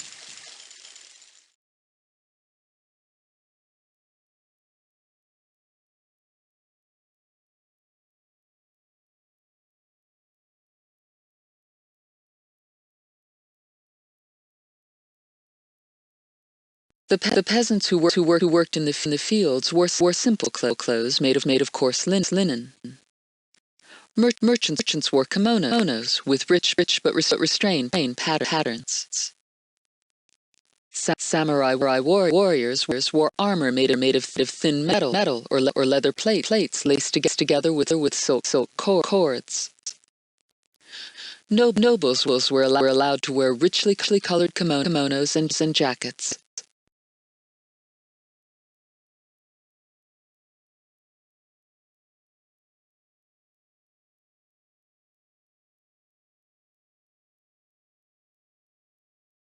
Journey to India. Setting out from Beijing in April 1661, Gruber and D'Urville traveled west along an ancient caravan route to Xi'an. They exchanged their horses for sturdy yaks as their journey took them into Tibet over mountains and high plateaus. In October 1661, they reached Lhasa, becoming the first Europeans to enter the Tibetan capital and see the Potala Palace built into the mountainside where the Tibetan ruler, the Dalai Lama, lived.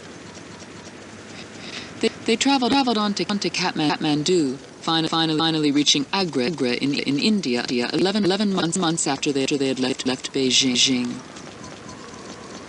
Here D'Urville fell ill and died. Gruber continued on to Europe, where he told of his adventures.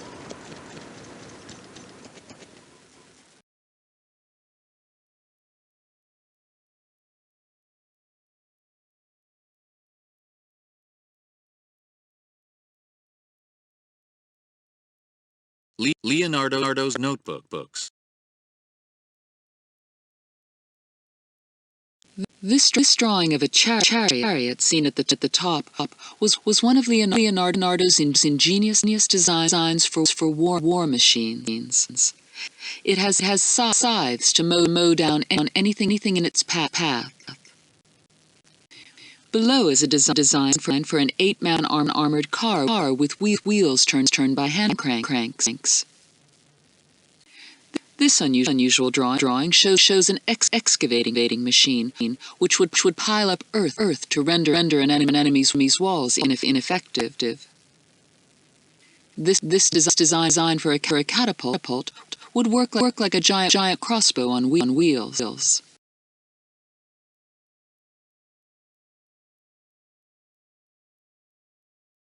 Life at court. A typical courtier at Louis XIV's court at Versailles wore a long curled periwig, a fashion introduced by Louis XIV himself. His silk cravat was trimmed with lace and tied in a bow. Rows of buttons and ribbon loops decorated his fitted coat. His heavy coat cuffs were buttoned back to show the lacy sleeve of his shirt. His waistcoat was made of a fashionable heavy brocade. He wore silk stockings and high-heeled shoes with square toes.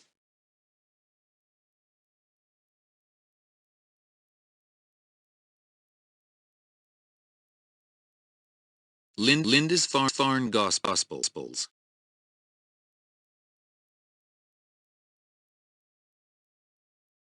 The four evangelists, Saint Matthew, Saint Mark, Saint Luke, and Saint John, can each be identified by the symbol that appears above their heads. Saint Matthew was identified by a winged man symbolizing Jesus Christ.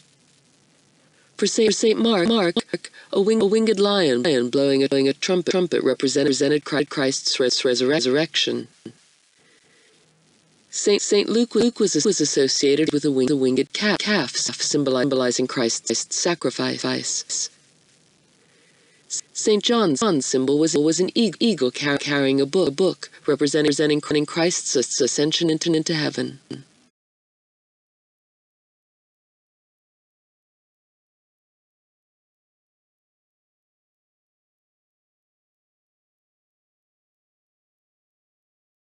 Livingstone's Trail.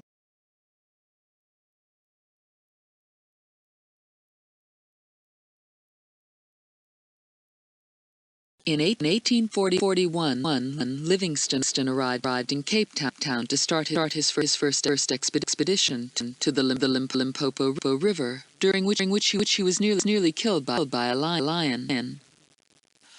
On his second expedition, Livingstone traveled up to Luanda, then crossed the African continent from west to east.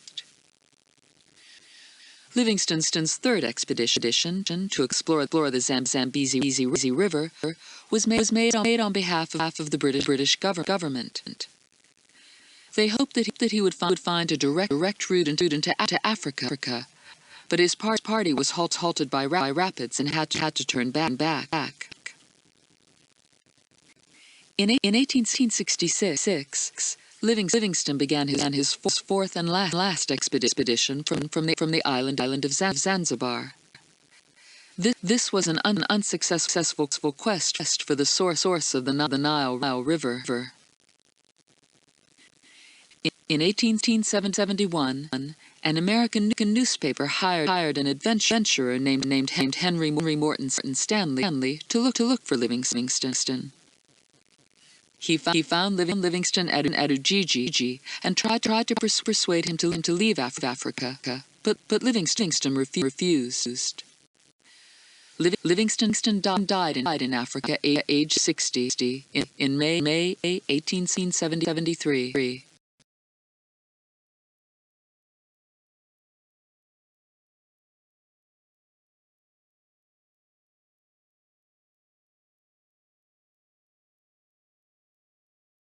Longbow.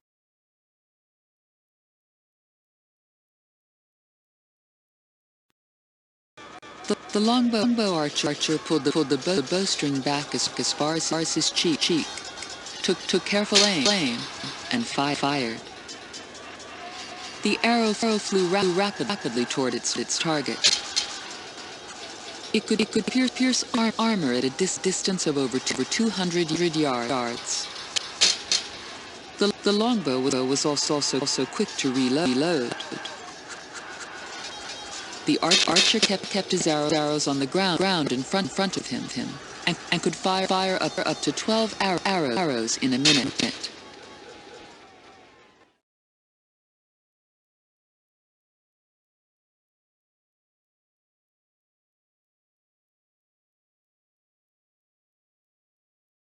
Mansa Musa visits Mecca. Setting out from Mali, Mansa Musa traveled north, passing by Walata. His caravan of 60,000 people, including a baggage train of 80 camels, each carrying 300 pounds of gold, crossed the Sahara Desert, resting at the Tuat Oasis.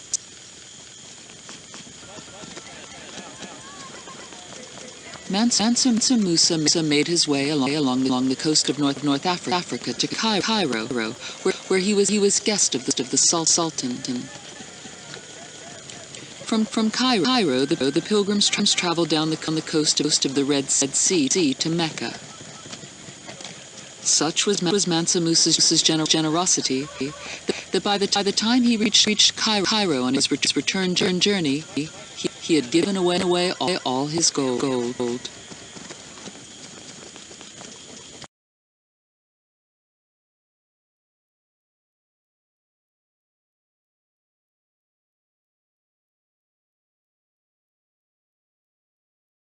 Memorial stone.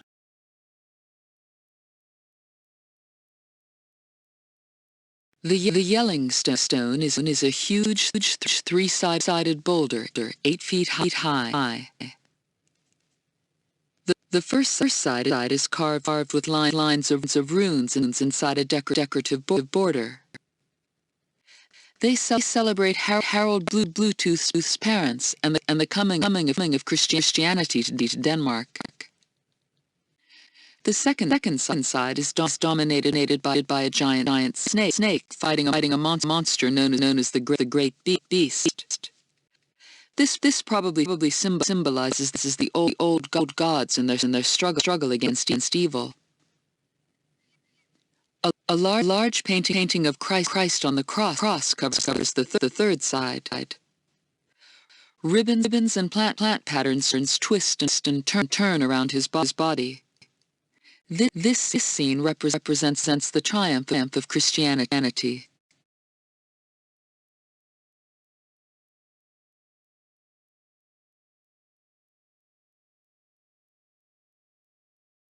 Mongol conquests.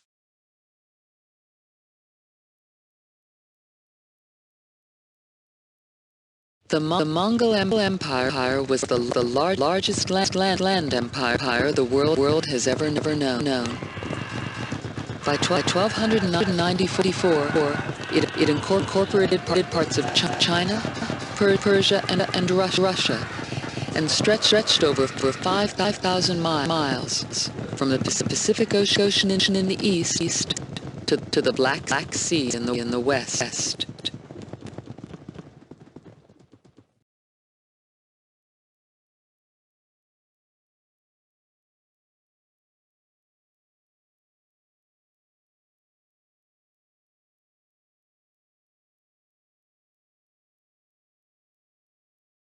Mummification.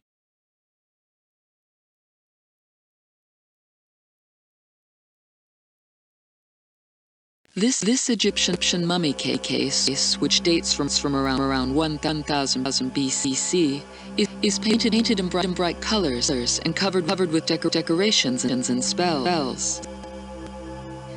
The case was considered to be a house for the mummy's spirit. Because of this, the dead person's face was carefully painted on the front of the case, so that if the spirit left the tomb, it could recognize its body when it returned. Inside the case, the mummy would be wrapped in linen bandages. Under the bandages, the preserved body looks like this.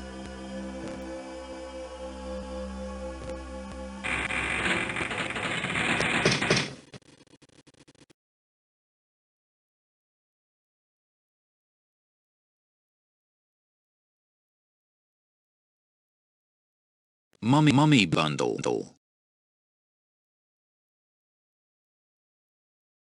This mummy bundle was found in a deep grave in the desert on the north coast of Peru.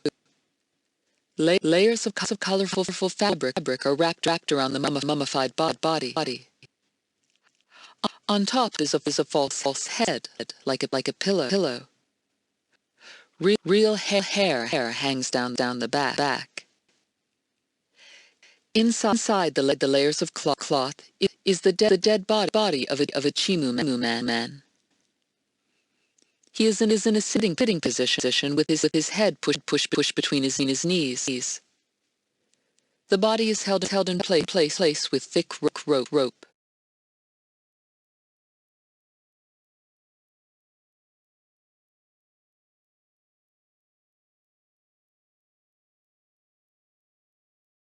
Ottoman Empire.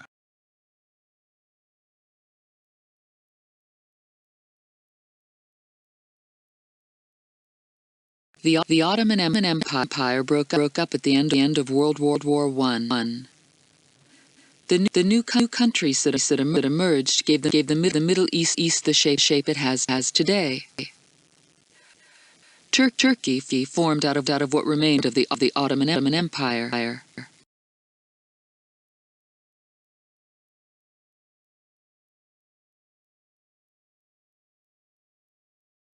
Oxus treasure.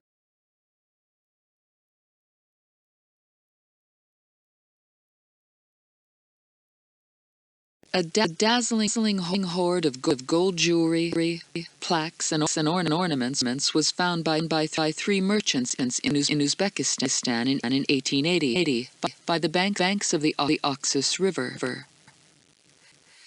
The Oxus treasure probably came from the treasury of a temple. Many of the pieces represent figures connected with the ancient Persian religion of Zoroastrianism.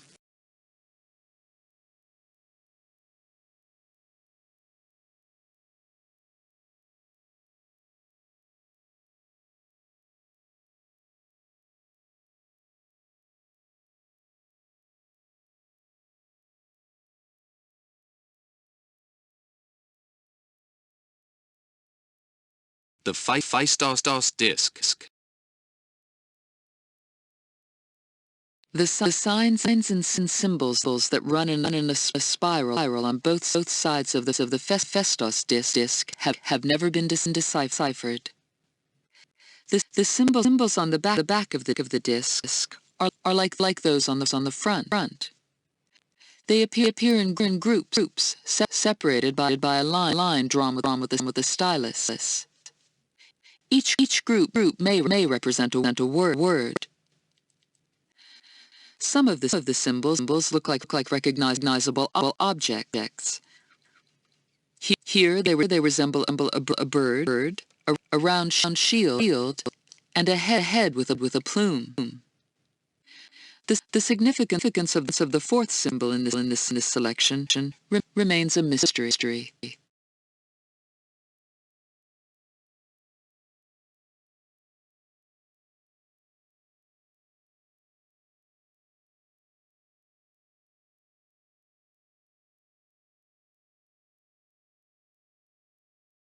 Edward Muybridge took this sequence of photographs in the 1870s.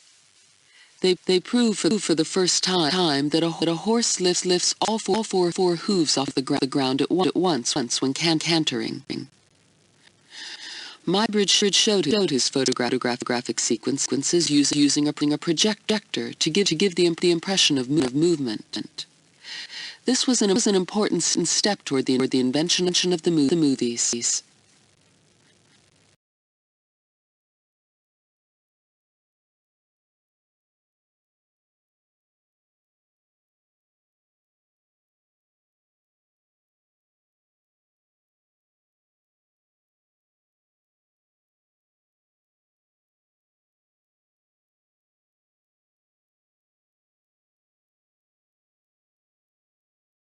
Primitive weapons.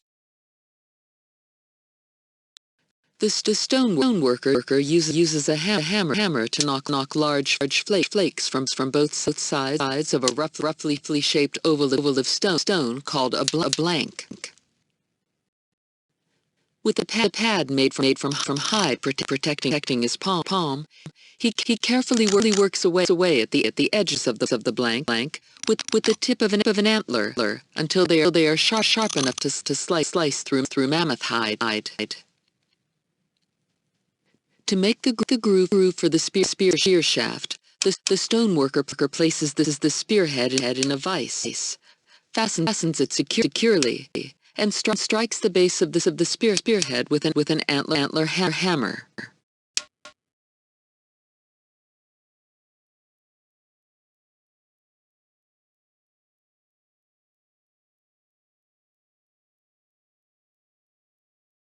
Pyramid temple.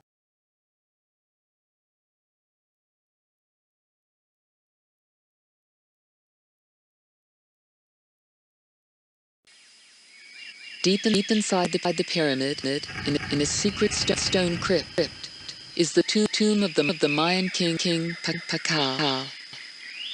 He was buried there by Mayan priests who laid a giant stone slab over his body. Only priests were allowed to climb the steep steps to the temple at the very top of the pyramid. Dressed in feathered headdresses, they performed secret ceremonies, sacrificing animals such as jaguars to the gods of the sun, moon, and wind. Sometimes they sacrificed humans.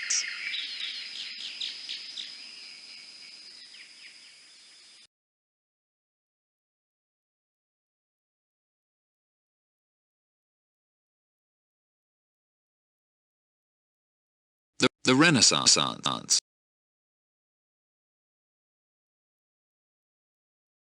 The Last Supper shows Christ and the 12 disciples seated at a long table. Their heads are aligned along the painting's horizon line. The tops of the windows create diagonal lines that lead to Christ's head. This is the vanishing point of the picture. The table and the arms of several disciples create further lower diagonals. The lines of the ceiling also lead the viewer's eye toward the central figure of Christ. A vertical line positions Christ in the exact center of the scene.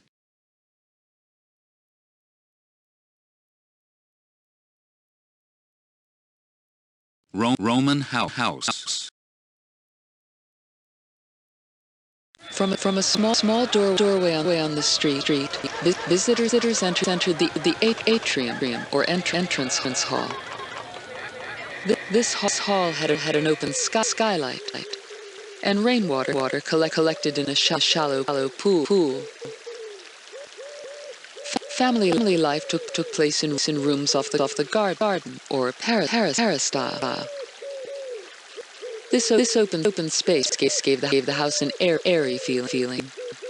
Rooms such as the kitchen and the dining room opened off this shaded colonnaded walkway, which was an oasis of calm away from the busy Roman streets.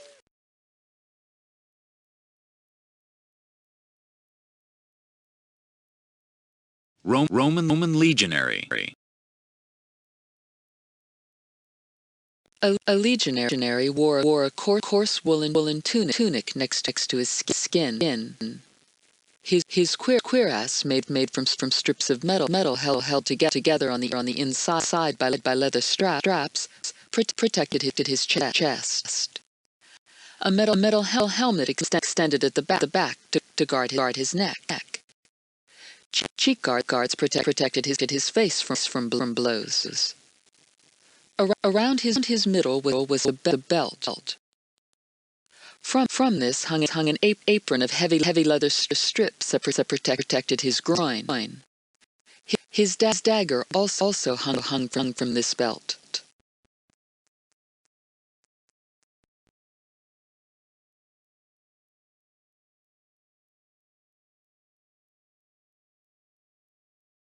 Saint Alexis.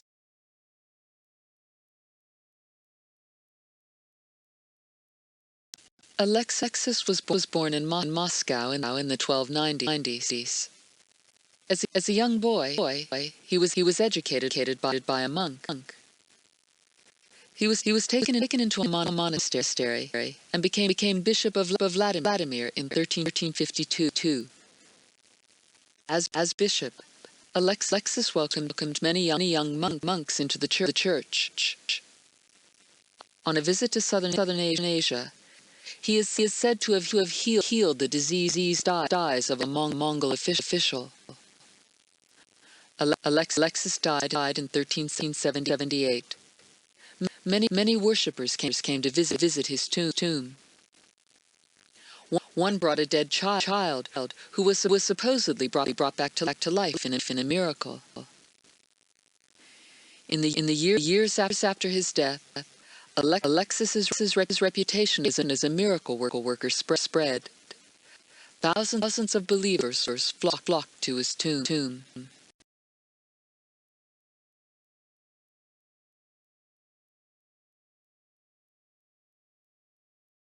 Samurai armor.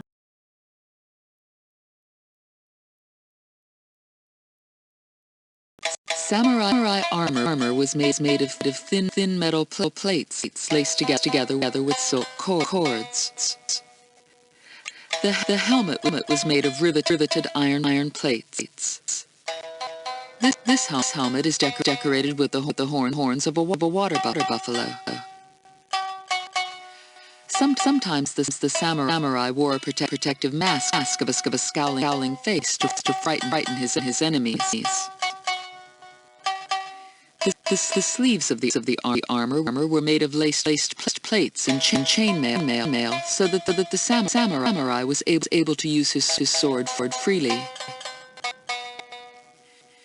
Heavy shoulder plates were attached with cords to the shoulder straps of the armor. These pieces of armor combine to give the samurai excellent protection in battle.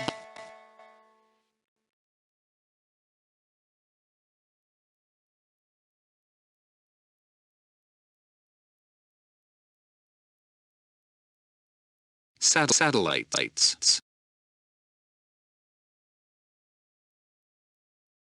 To broadcast a television program around the world, a ground station must first transmit the program to a communications satellite orbiting in space.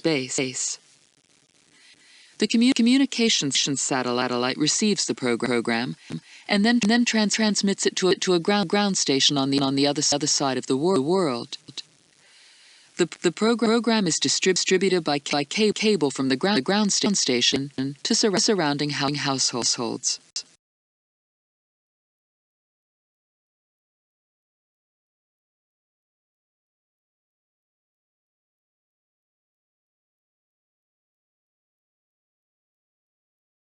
Siege of Magdeburg.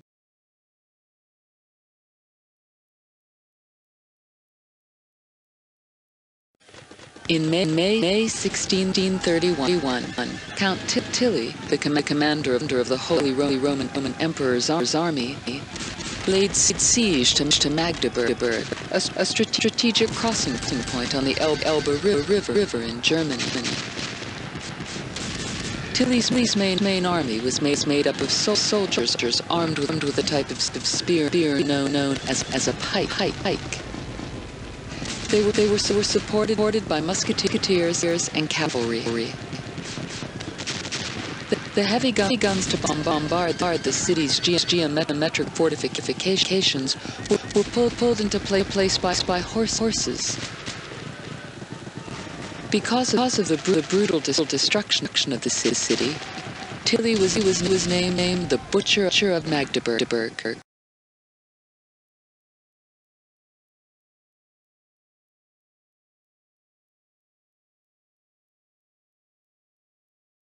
Spice Islands. The Spice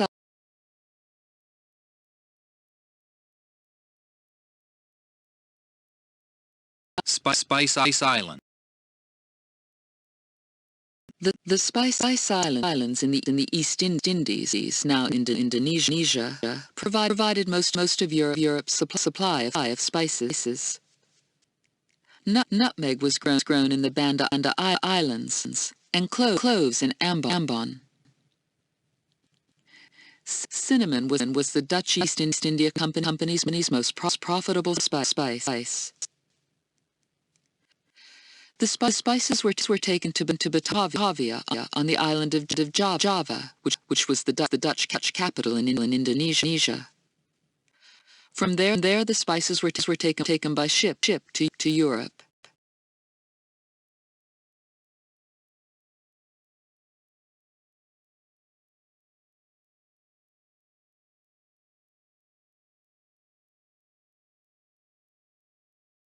Spy case.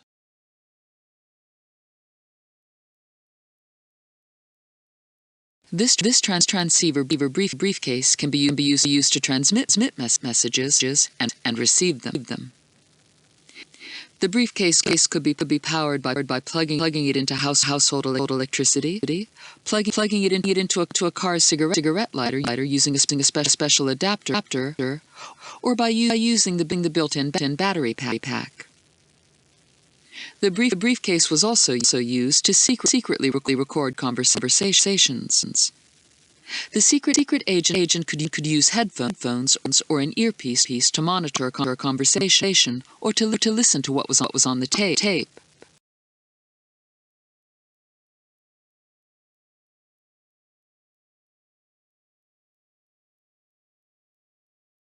Standard of Ur.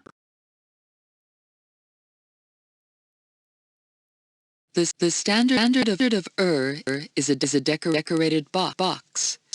The two main sides measure approximately 21 inches by 9 inches. The war scene on the first side shows the king. He is always represented as the tallest figure.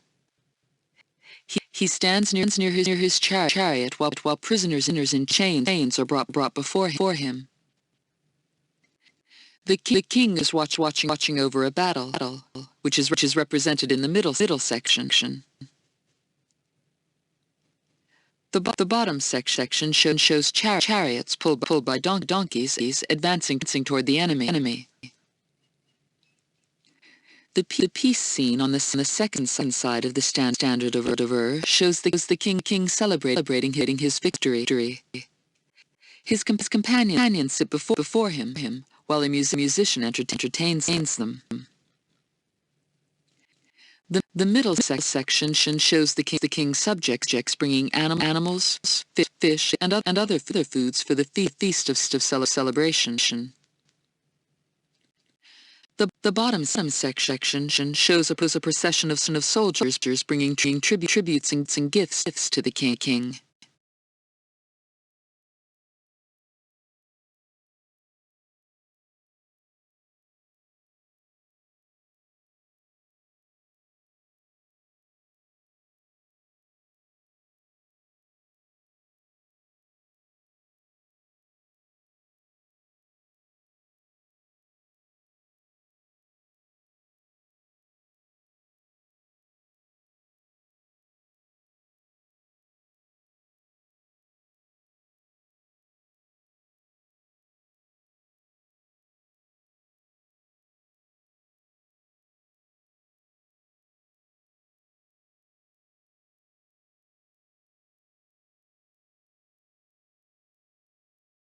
Totem pole.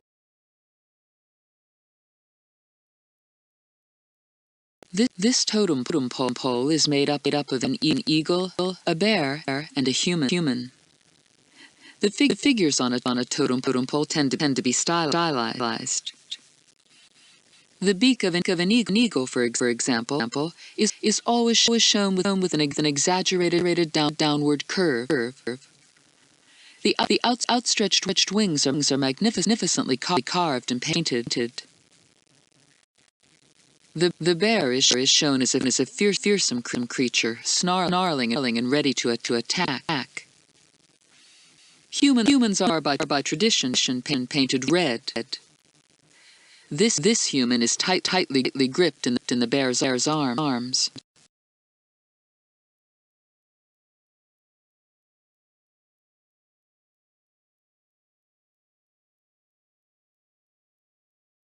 Trireme.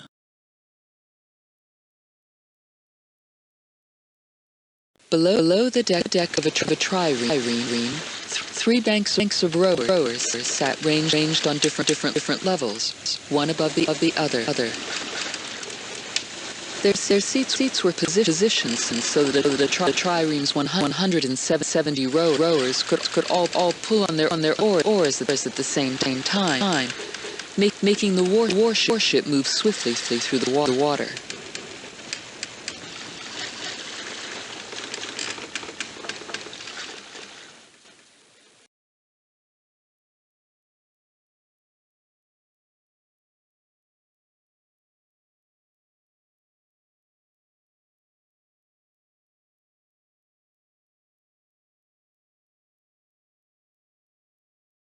Voyages of Cheng Ho.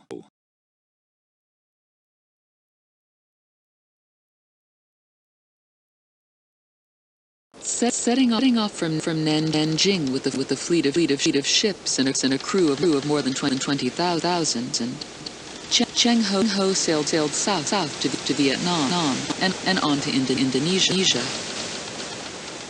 Crossing the Indian Ocean, he stopped in Ceylon, now Sri Lanka.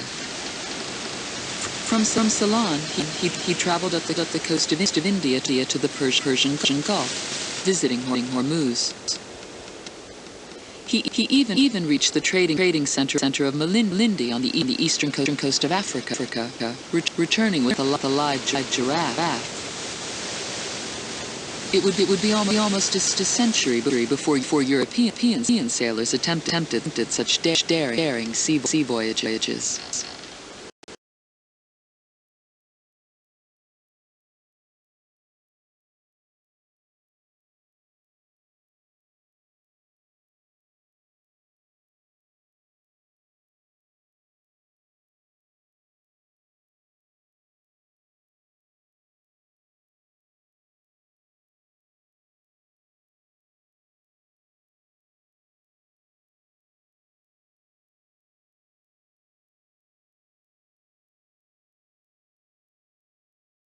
Wives of Henry VIII.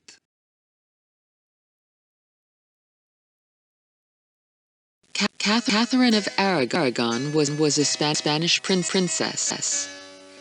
She married Henry VIII in 1509, 7 weeks after he became king. She bore him 5 children, but no sons who survived. In 1533, Henry asked an English archbishop to annul the marriage. Anne Boleyn was Henry's second wife. They had two children, but the only son was born dead.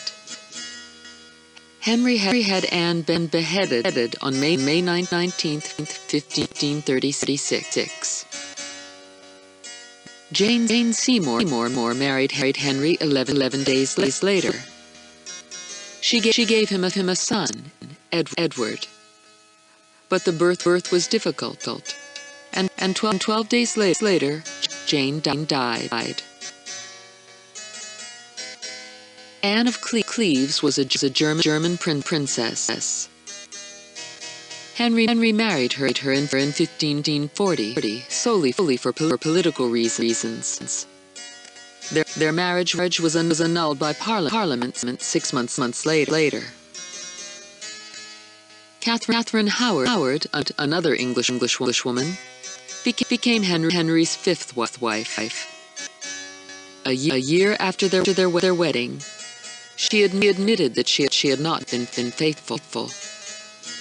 She was beheaded in February 1542. Catherine Parr became Henry's sixth wife in 1543. She was well educated and had already been widowed twice. Catherine was still queen when Henry died in 1547.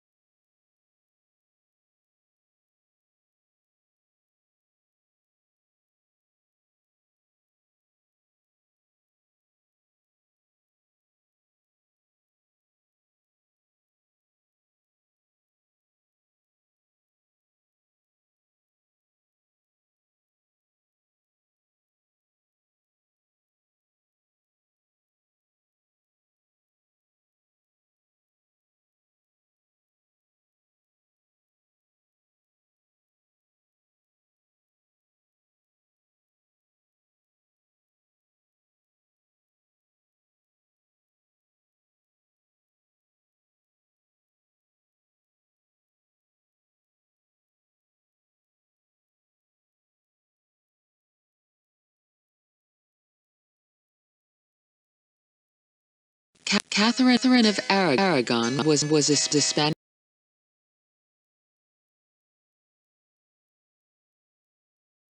Yurts.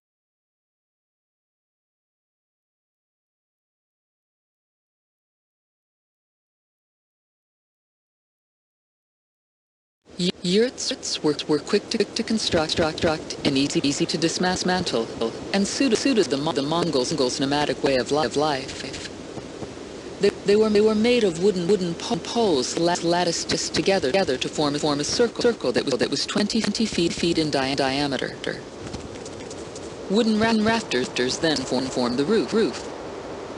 The frame was covered with animal skins or mats of thick felt, which were held in place by ropes. Felt coverings were often brightly embroidered and greased to keep out the wind and rain.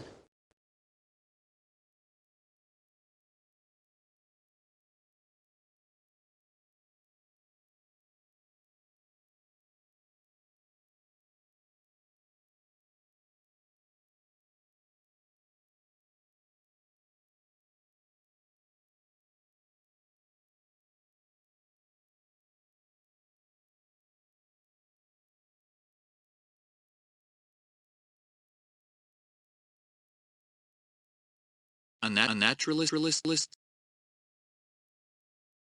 Of all the plants we have seen, the most excellent in its kind is the plant Phormium tenax.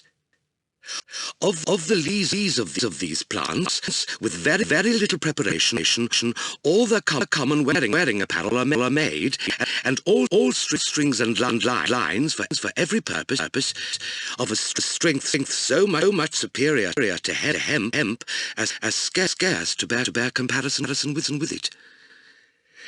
By another preparation, a kind of snow white fiber is drawn from the leaves, shining almost as silk, and surprisingly strong, of which all the finer clothes are made. By splitting the leaves into proper breadths and tying those strips together are made their fishing nets.